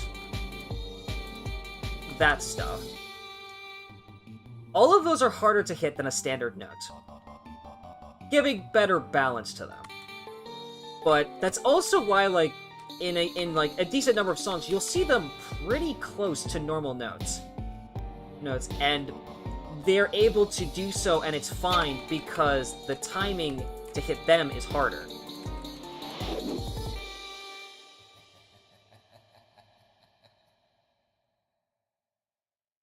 Okay, well, strange little visual bug. It gave me the Karma thing along with the standard note, huh? Yeah, I feel like it should have just outright killed no matter what. Because out of principle, that was the intention of the mechanic.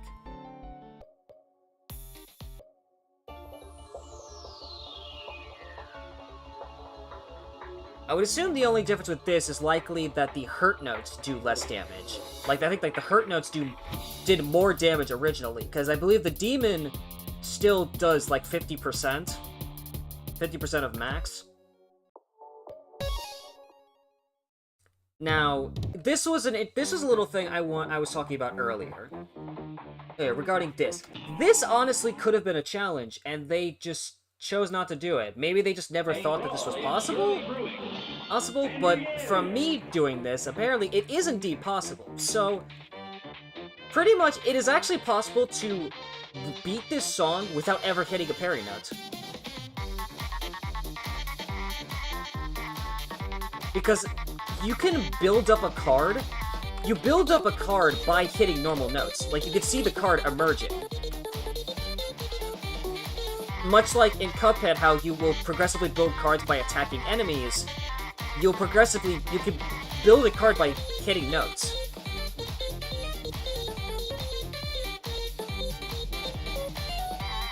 And you can actually just full-on start the whole song just from doing this.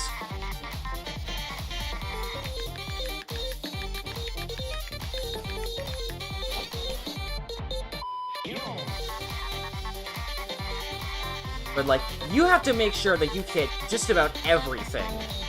Like, you have to make sure you pretty much are, like, essentially full comboing the song. If you're going to intentionally avoid parry notes.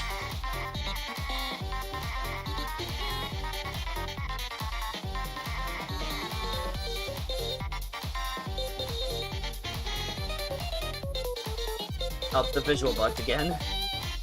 I do have a card, it just disappeared. Yeah, because there's the card getting used.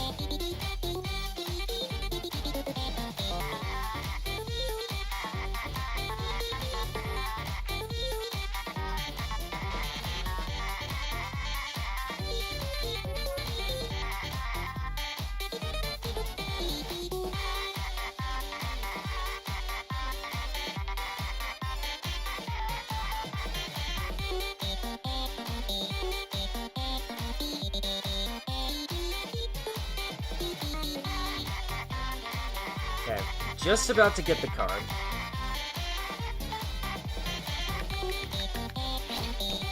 And there we go, because that's the end of the song. See, it actually is possible. Only on hard, because hard is the only one that actually offers enough notes. So it's interesting that that is not a challenge that they offer, so... It's an interesting little discovery I made. Because to be fair, I was kind of just trying to theory craft, because the achievements, like, you have to generally attempt to figure out the achievements on your own. It's like, most of them offer, like, the name of the achievement. So, with that, you can try to figure out what the challenge might be. But sometimes you just have nothing to go off of. You really just have to figure it out on your own. This was one of the things I randomly tried, found out it worked, and was shocked to see that that wasn't it.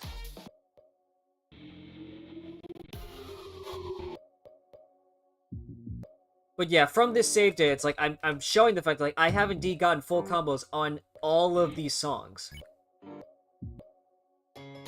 This one is weird, because it just does not... This one just does not save your score. And I question if it has to do with the fact that it plays a video, and that causing an interruption, potentially. Even the dreaded Nightmare Run, which that was certainly a challenge. I believe, like, I full covered all that stuff, because all for the purposes of trying to get that classic Gauss song. Then Nightmare songs here just have their stuff.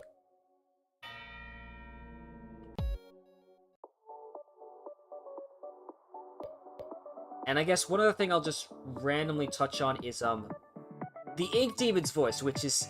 The Ink Demon's voice is just it's just a sound, which is likely derived from the death sound, which... Let me see if my setting... Is my setting still on in here? Okay, no, I have to turn it back on. But if I just go into... to any one of the Ink Demon songs. Just gonna go into here, and then I'm just gonna die real quick.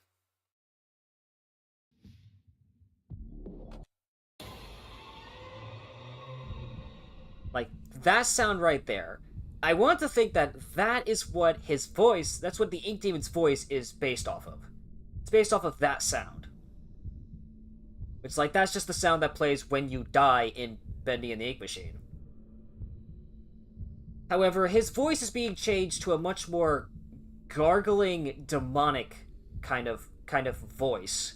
Like, it actually is a voice and not just a sound. Which I'm not too sure what basis they have for that voice in general. And if anything, I think he does make sounds during like Chapter 5 when he turns into a beast and starts roaming around. And I believe he does, I think he does have voice lines there, so it could be based off of that.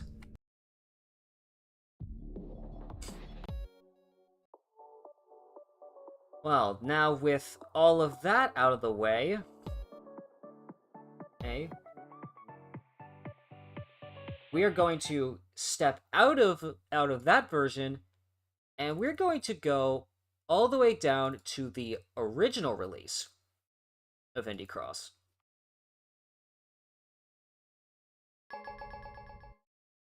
And I'm going to point out some particular key differences between version 1.5 and this version. One odd thing is that if we go into story mode, we can actually see that there is a week 4 here, which is just inaccessible. Also, something else that's also interesting is that I believe I should be able to prove these. I'll do so in a moment, but they're not the focus right now. There are particular differences that go on with these songs when it comes to the old and the new. So regarding the old, that little sign that pops up to warn you as to when you should be dodging, that was not the original indicator for dodging the charge shots. Instead, you would see parry notes on Cuphead's side of the screen. So you would see parry notes on his side. That would be the indicator for dodging.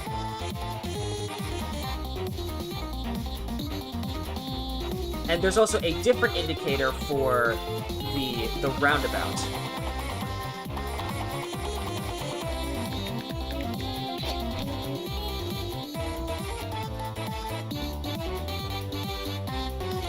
Also, while I was able to beat Technicolor Tussle without hitting parry notes, it is not possible to do so in this song. He attacks too often.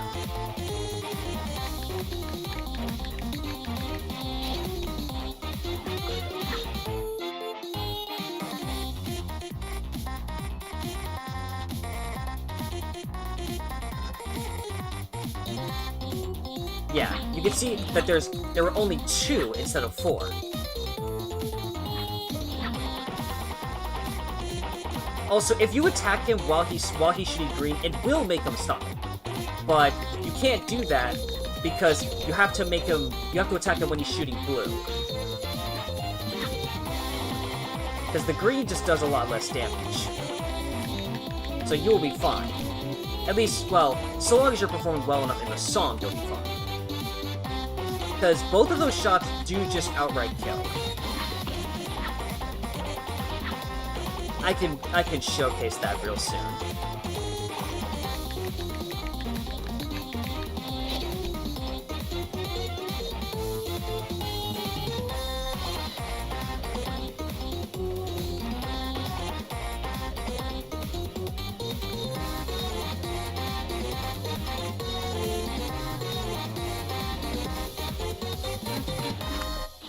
Oh, it also does not give a lightning figures. Thank you, girl. It does not give an indicator for that specific dodge.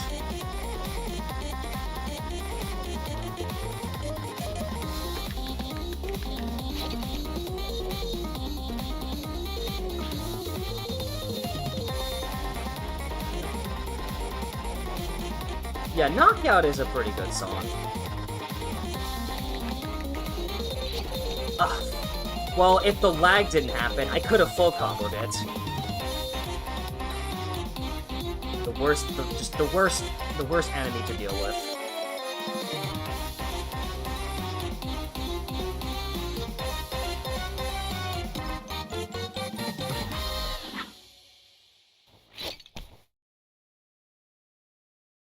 But yeah, we're gonna go back into the song real quick to just generally show how these things can kill. Like, generally speaking, pretty much, like, anything that can attack you can kill. That's just how it was with this.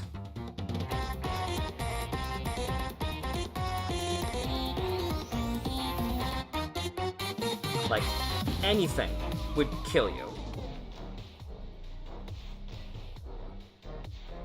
Chromatic Aberration's pretty strong. Let me get off of that. But that's also an interesting thing regarding the pause, is that just like Cuphead, when you die in a Cuphead song, it just slows down the instrumental, and that's what continues to play. How do you block that? You don't block it, you dodge it. You dodge it.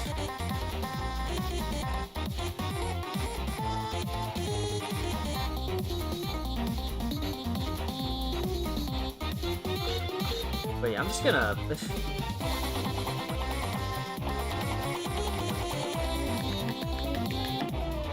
So yeah. Oh, how? Oh, probably the controls you're probably referring to. But yeah, there. Pea shooter there kills. You can change it in the controls, but the default is the spacebar. That's the default key for dodging.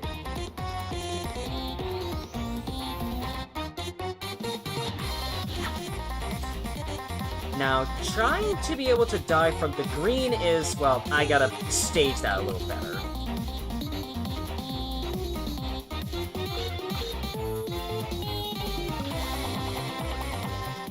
There's a more specific moment I'll try to get to.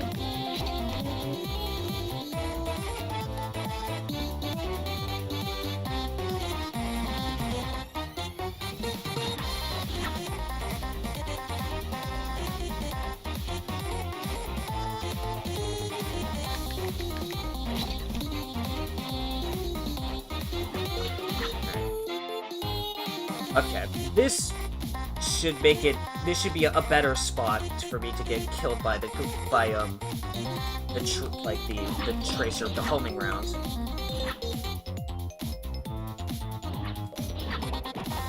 Because watch, those kill. Yeah, see?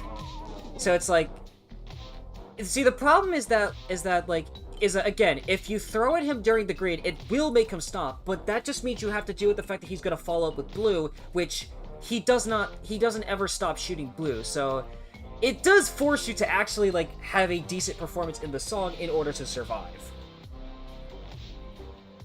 Okay, and I guess just for proving's sake, let me show you the fact that he will actually stop shooting green if you attack him.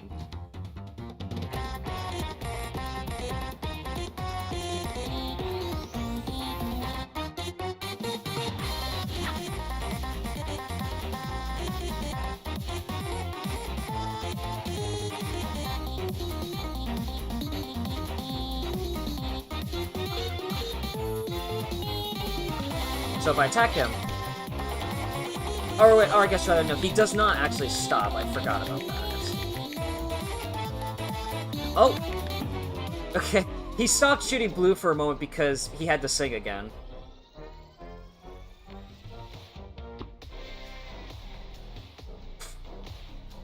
A goose in the bottom right corner. Nice little thing. Anyway, but that's all of that. Now, the karma system that appears in version 1.5 was not a thing in the original version, or in any version before 1.5. So I'll show that here. I'm not gonna beat this at all.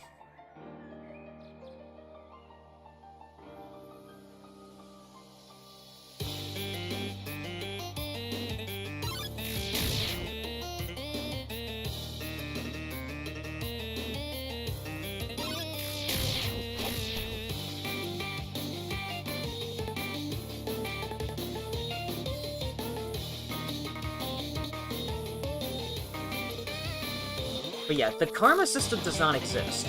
So if I get shot, it just does the direct damage and nothing else.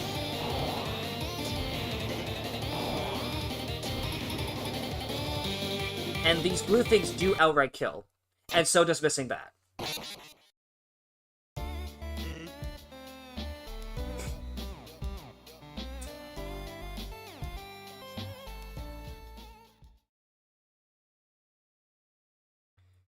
And then I can just go ahead and just fail a dodge too, because that's gonna kill as well.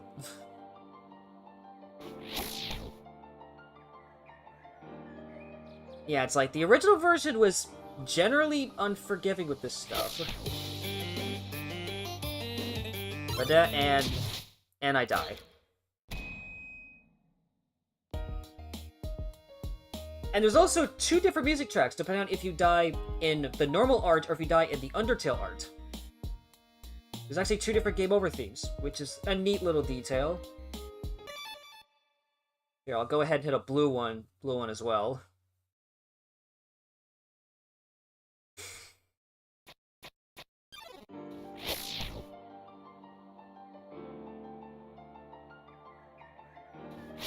Just go ahead and attack him as much as I want.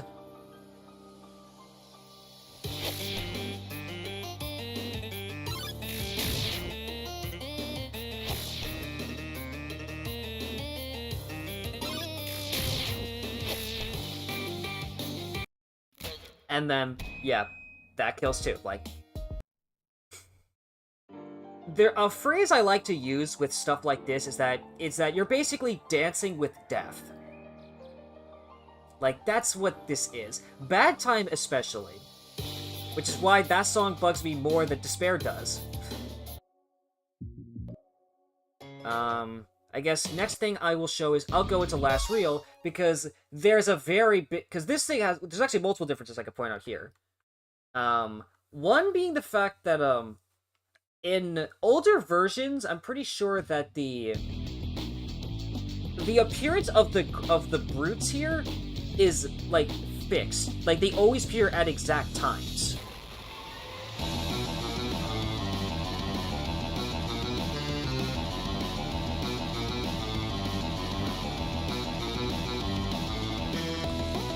Also, if I get hit, see, look how much of a visual distraction that is.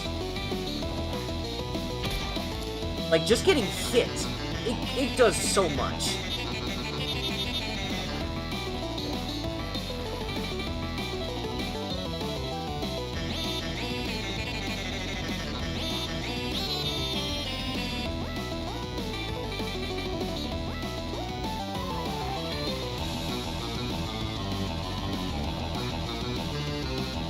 Yeah, it's like, it was very distracting. But again, that was the entire point of its design. It was designed to do that. Now, I will also show the fact that, as the instruction card said, if you hit too many of the ink notes, you will actually just die. So I'll make sure to show that. But there's a very specific thing to this song that I want to show. Oh, and that is the brute that appears in the foreground at the end. Because they basically removed his entire function.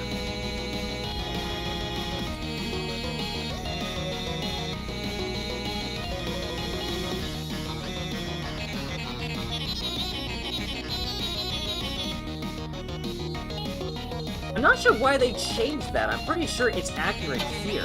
I mean, I'd have to take a close look for me to be sure. But I want to think that it's correct as they had it before, which means they created a charting error.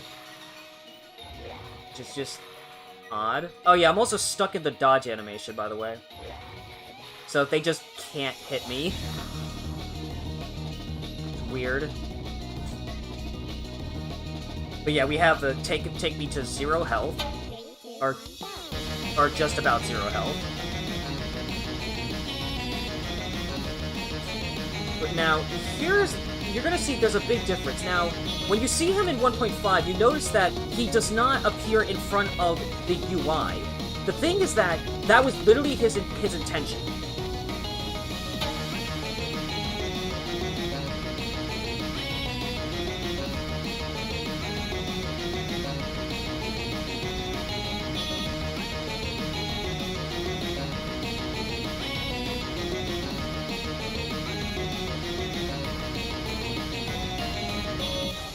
Also, just... there we go. I wanted to hit a shadow. You can actually see the fact that I failed to hit a shadow at first. It shows the fact that, yeah, it is actually harder to hit them. And yes, shadows will outright kill. But now, let's try the other thing, where the ink itself kills me. Now, obviously, by its function, because, like, too many ink notes result in death, there's a reason why they made it so opaque at first. Because they have to incentivize the player in some way to, like, retract themselves from playing more when they already have ink covering their screen. Like, tell them to be more careful.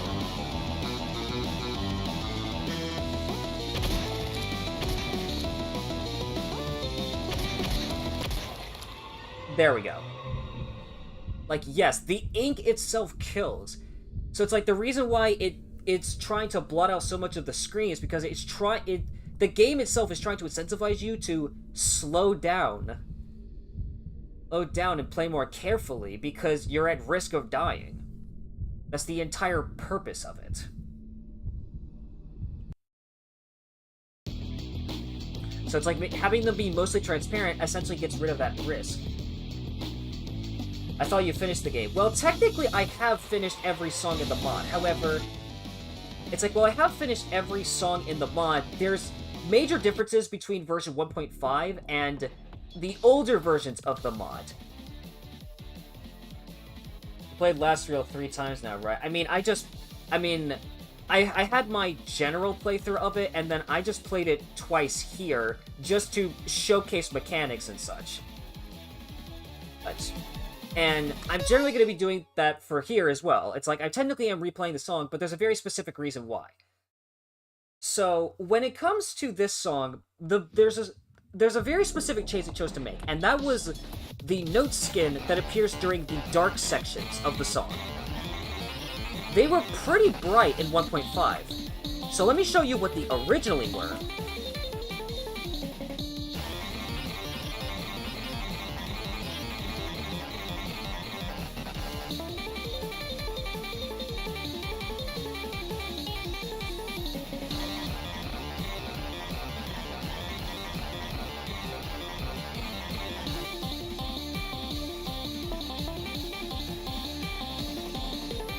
Like, this is what they originally looked like.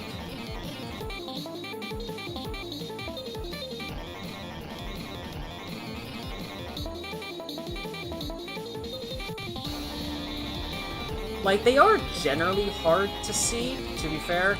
However, there's an argument that I want to make that where I believe that that note skin was actually better than the new one.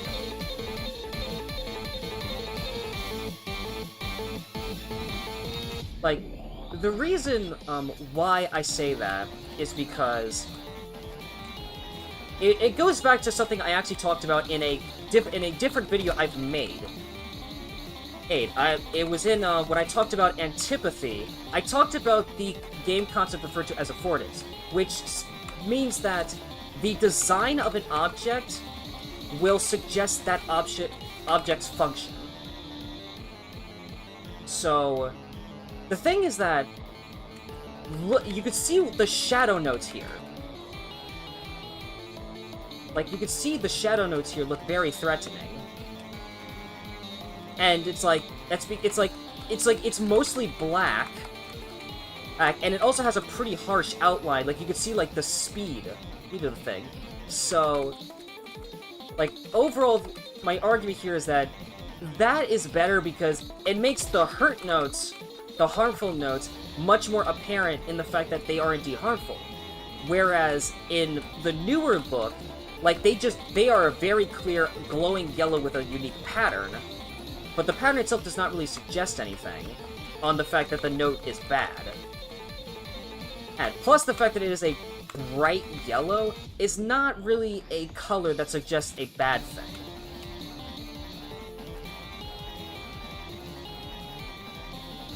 Whereas, like, the yellow stuff, the mostly black stuff you see here is just... Okay, yeah, I hit too much ink and just got myself distracted. But overall, it's like, with the majority of it being black, it's better being suggestive of how it is a bad thing. Whereas that bright yellow you see before is not the most suggestive of that. Plus, differentiating... I feel like differentiating the glows is easier than differentiating the mask colors. I mean, that could just be my opinion. I mean, generally speaking, it's my opinion. But that's the sense of what I feel from it.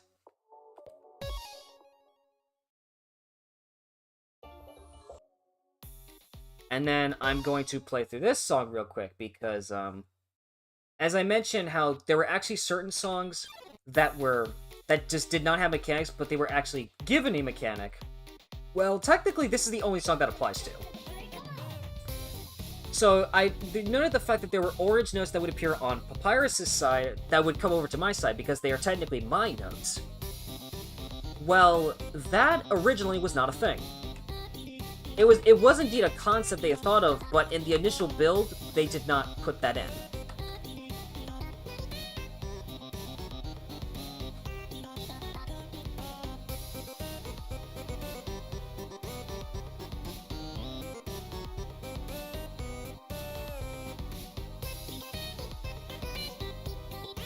I really like Papyrus's expressions. Like, he is very expressive, because, like, that is his character. He's just a very expressive personality.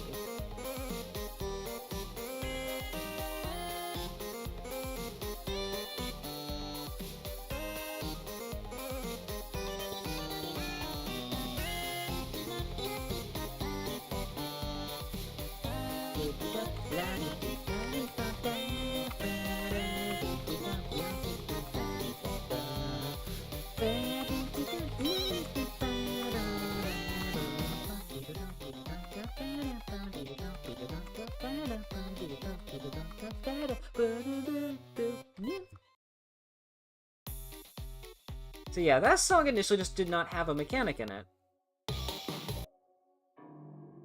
And Freaky Machine and Boondoggle... I mean, Boondoggle's gimmick is that there's 3 strum lines on the screen. It's like it's a 3-person song, which is not something that you typically see. Especially in the sense of the fact that there's 3 different strum lines on the screen.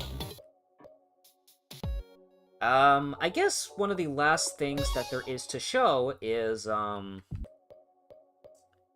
yeah, it's like, I've already showed, like, all the game over stuff. over stuff. Bad to the Bones game over, I believe, is no different.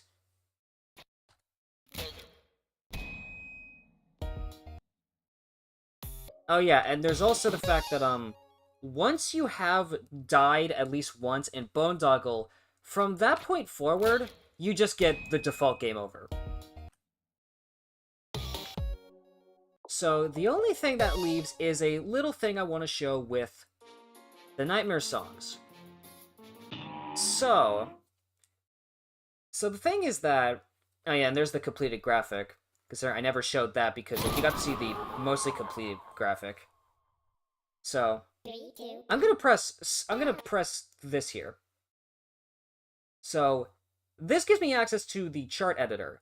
And from here, I could essentially cheat if I wanted to. However, if I attempt to... Now, the Nightmare songs are a little special. If I attempt to give an input on this screen while in a Nightmare song, the Nightmare character will actually just kill me. So, he does not let me... It's like, it is basically an anti-cheat. You can access the chart editor, and technically in any other song, you can actually just remove the chart, essentially. But the Nightmare songs in particular do not play by those rules. Oh yeah, also, by the way, this silhouette you see here, this is a Moro. He was the original director of this mod. But he has since stepped down from that and given it to someone else. And seems like because of that, his presence in this mod has also been removed. So it's like, if you game over in a Nightmare song in 1.5, you don't see this, you just see a black screen. Oh yeah, another thing. By dying from this anti-cheat method, you actually cannot escape this screen. So you have to completely close the game and reopen it. Well, and since it'd be worth showing, let me show you the other two. So we gotta do some other quick game overs. Now, actually, you technically already saw the one for Despair, because the ending of Despair does the jump scare that you'd see in the chart editor. The Cuphead one and Sans one, you do not see in the song, so you're only going to get it through triggering this anti-cheat.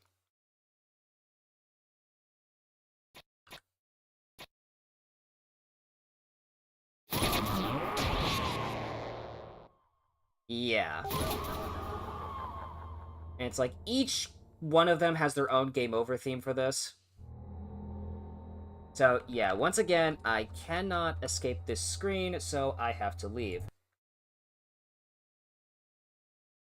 And I will also just show this in the newer version, as I'll just go to the newer version just to prove my words, in that it just gives you a black screen when you die in a Nightmare song in the new version. I'll just go to that. You can see it's the new version because it's in the corner. But yeah, I'm gonna go into here. Oh yeah, the difficulty thing. Yeah, you can see that there's a multiplier here for 1 and then 1.25. You can notice how you can't turn it off. You just get the enhanced multiplier and not. So let's go into here. One more jump scare.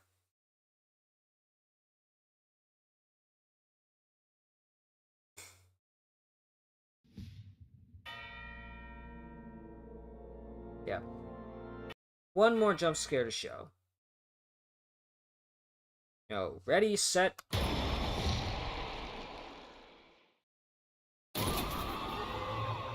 And yeah, when you die here, it's just a black screen. You get nothing.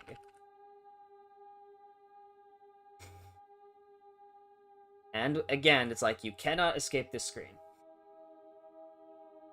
And yeah, that pretty much wraps up everything that there is to discuss with Indie Cross as a whole for what it currently is. Like, again, a very impressive mod. It certainly is worth a lot of praise for all the time that was put into it. However, I feel like, I mean, it's like they're obviously making an effort to try to make it more accessible. Okay, I need to get off this screen because my model is freaking out. Yeah, let me just reopen. I'll reopen the game in another version.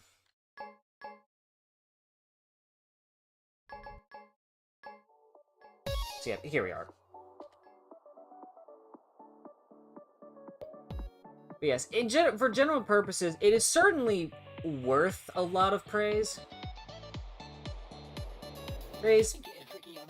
However, it feels like certain aspects of the mod as a whole was just getting more attention than others. Like, the art is certainly has a lot more polish to it in comparison to the gameplay and the soundtrack. The gameplay is certainly, like, well thought of, and has pretty good balance to it, but it's like, when it's like, I could still just pick out charting errors like that, they're clearly just neglecting something. Okay, I mean, it's like, it is a large team here. Like, it is a lot, like, there is a large team here that has a lot of people that worked on this.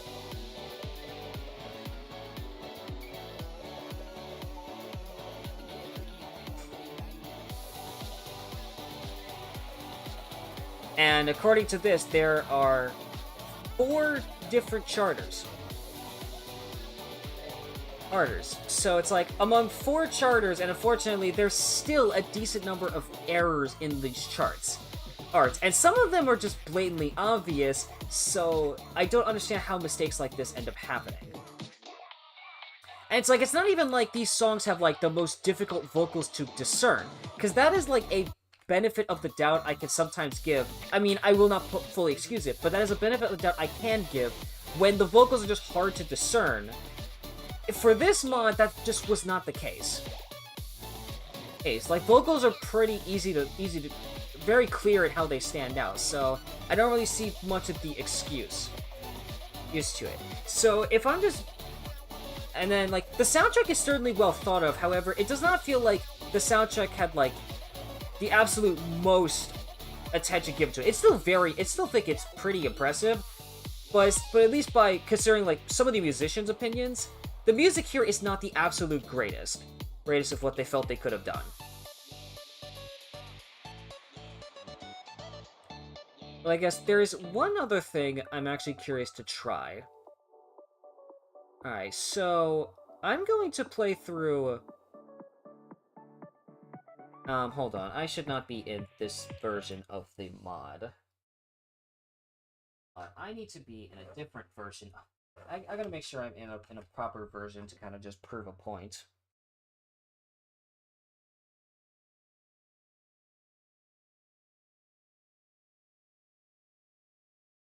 Like, we're gonna go back all the way to the original release.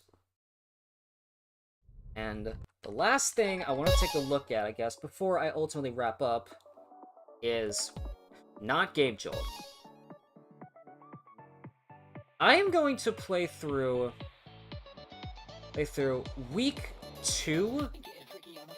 Let's play through week 2 on just normal difficulty. So, the thing is that Burning in Hell and Final Stretch do not... Like, they do not have other difficulties. There's only one difficulty for those songs. So it's like, since the only difficulty is hard, that would present the question then of just like, well, if you play the weak on a lower difficulty, what happens when you reach that song?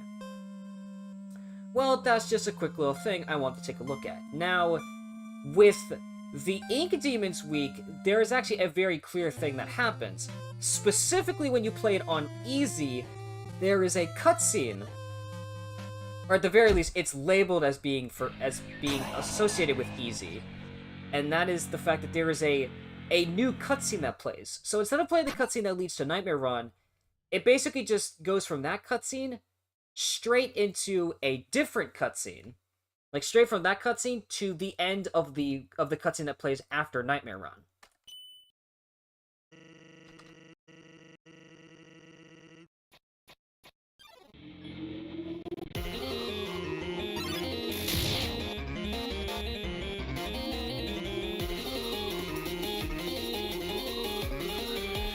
The special note types are not even here.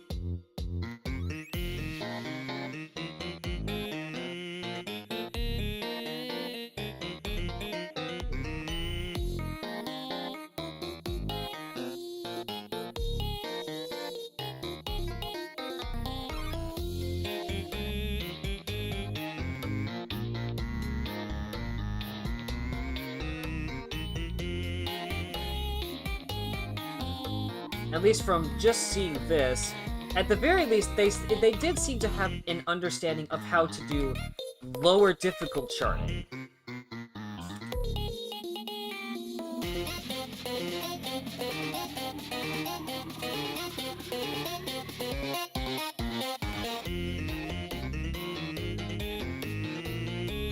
Like, this is very much in rhythm. While obviously being easier than what hard offers.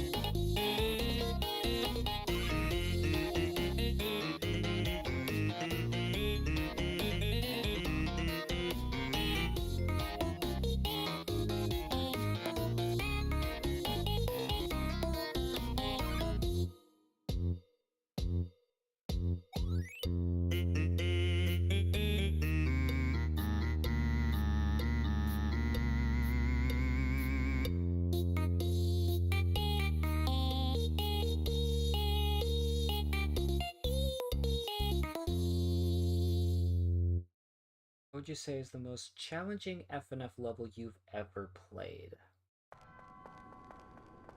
Well, I guess to be fair, it kind of depends on what is creating that difficulty. Because that does a lot to assess, like, in a sense, what kind of challenge it is.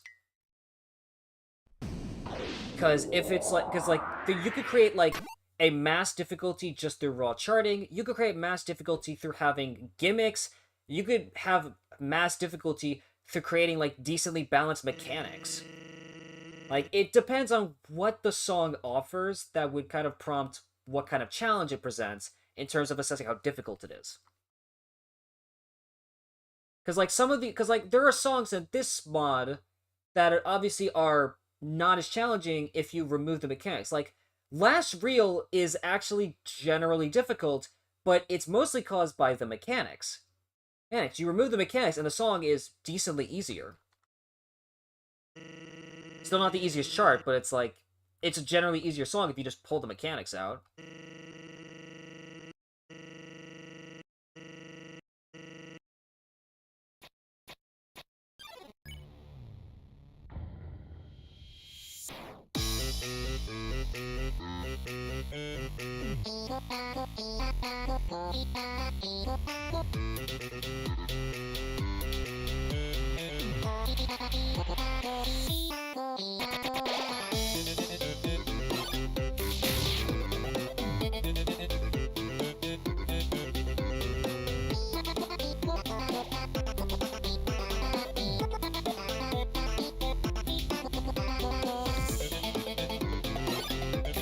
Was there ever a level you weren't able to beat?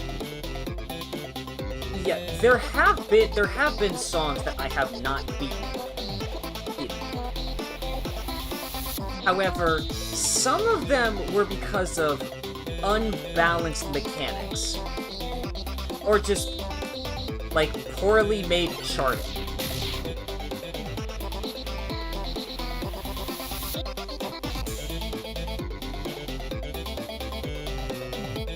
There are certainly, yeah, it's like, obviously, there have been ones I have not beaten. If it just comes down to, like, a scenario where it is, like, just, like, full on, it is very much just my inability to keep up, that is the problem with that is, like, what keeps me from beating the song. It's like, yeah, I have come across songs like that.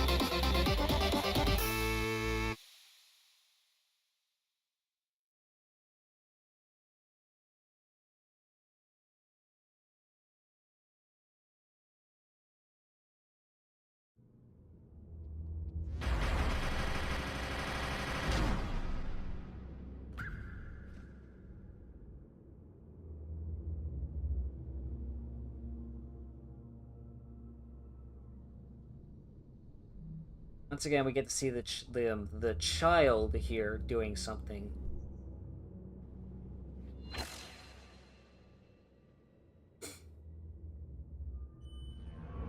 Yeah, the child just gets murdered.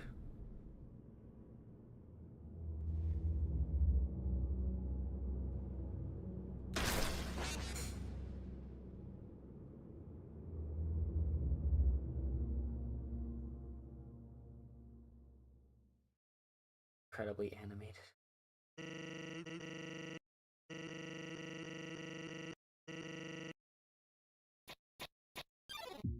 Okay, well, I guess we just get thrown straight into here.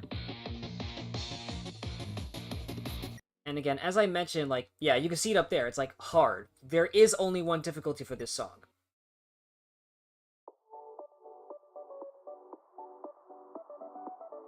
Now, I'm going to showcase the easy mode of week 3 because this offers something a little something particularly unique.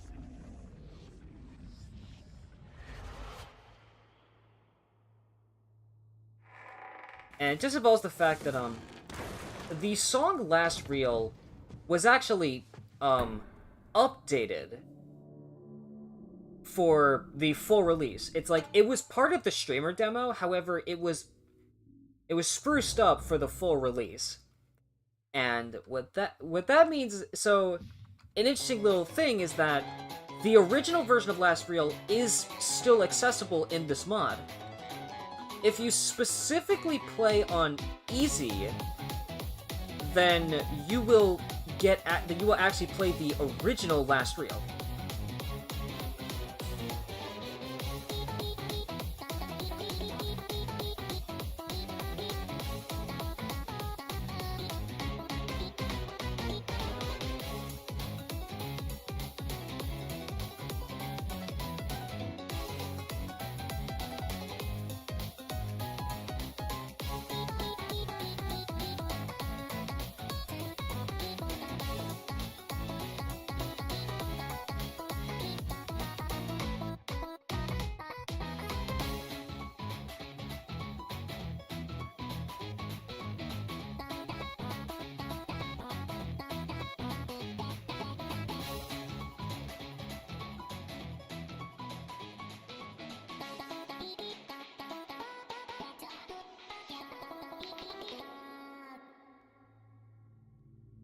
Now we get to watch this again, where boyfriend decides to be a gremlin and knock over the cardboard sign.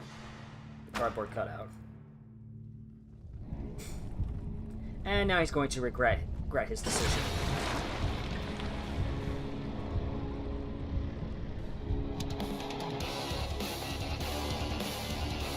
Oh yeah, that's another thing. The Ink Demon's health drain is weaker on lower difficulties.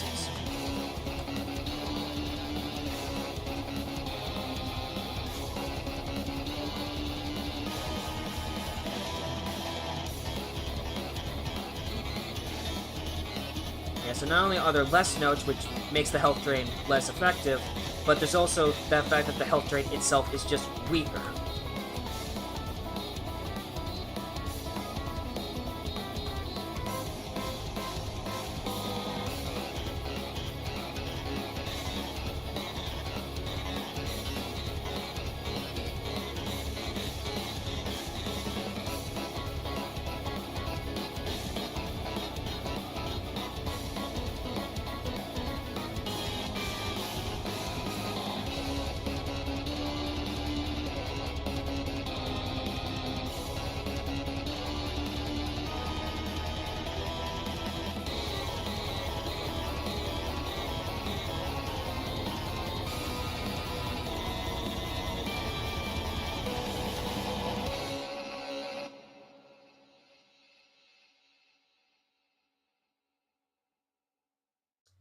Alright, so that's our first round.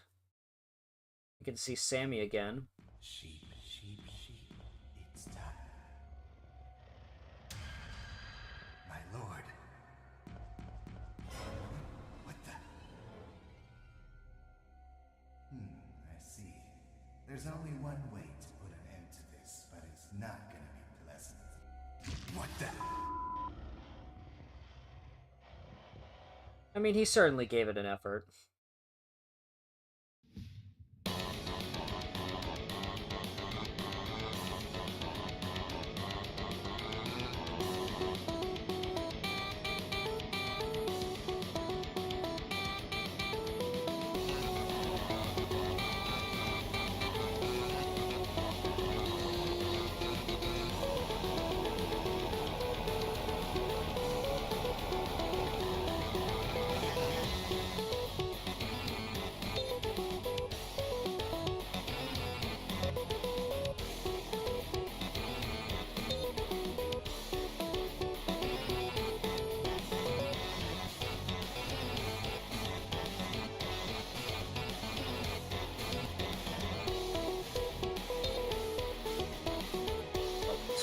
Okay, I guess my input must have held.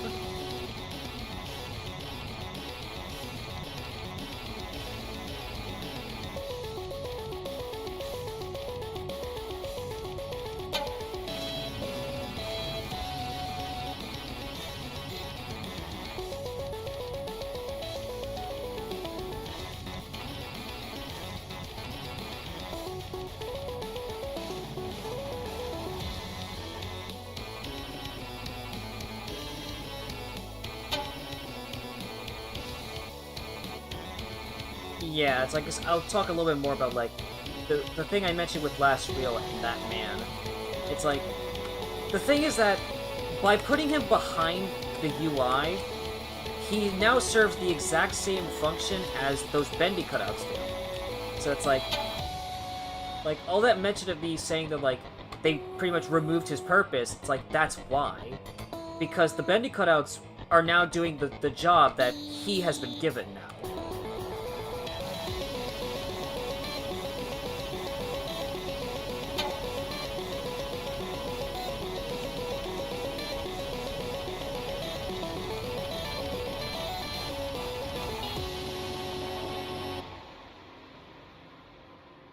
Right, that's Terrible Sin.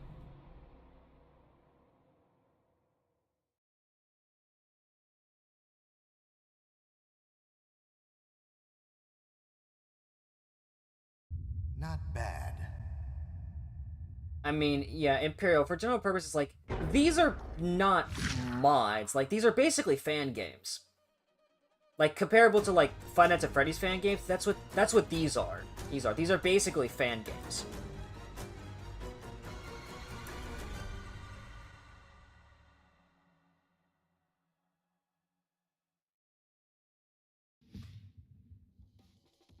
Yeah, now we have the older version of Last Reel.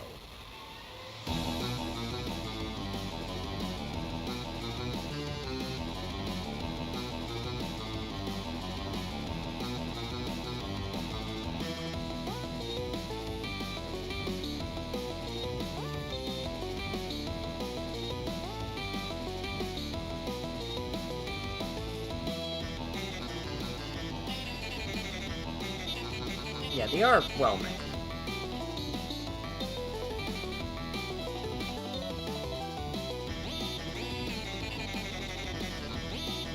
This is a little odd because my side is not fully charted. Like, as if it is trying to acknowledge being the lower difficulty. But the Ink Demon side is fully charted. So it's kind of odd.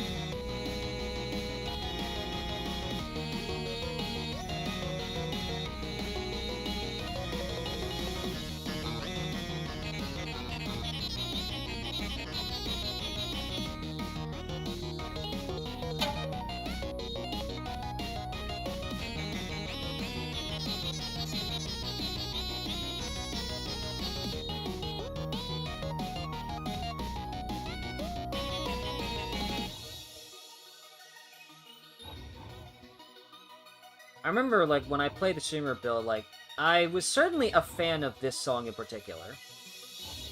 And I really liked seeing how it became much better.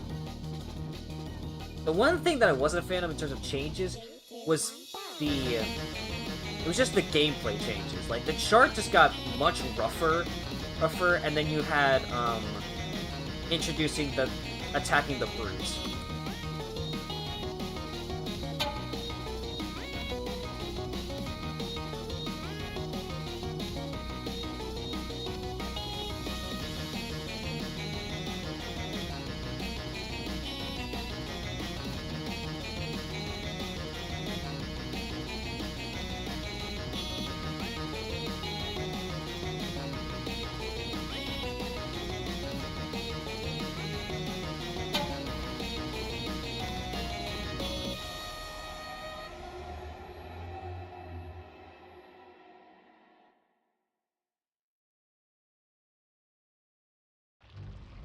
And now we get a modified. Now we essentially get a modified cutscene.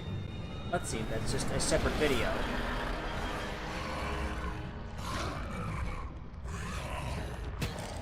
See, it just skips straight to the end of the Nightmare Run cutscene.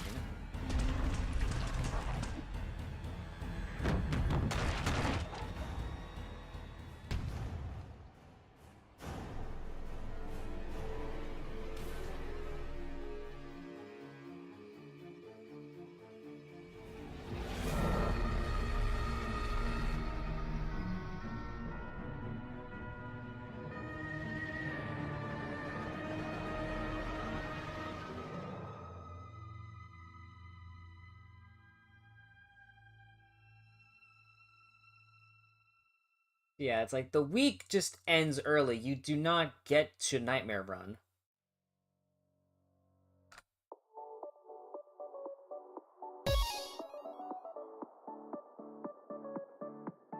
So it's like, yeah, that's just the one. That's the thing. That's one particular thing though. It's like they actually end the week early,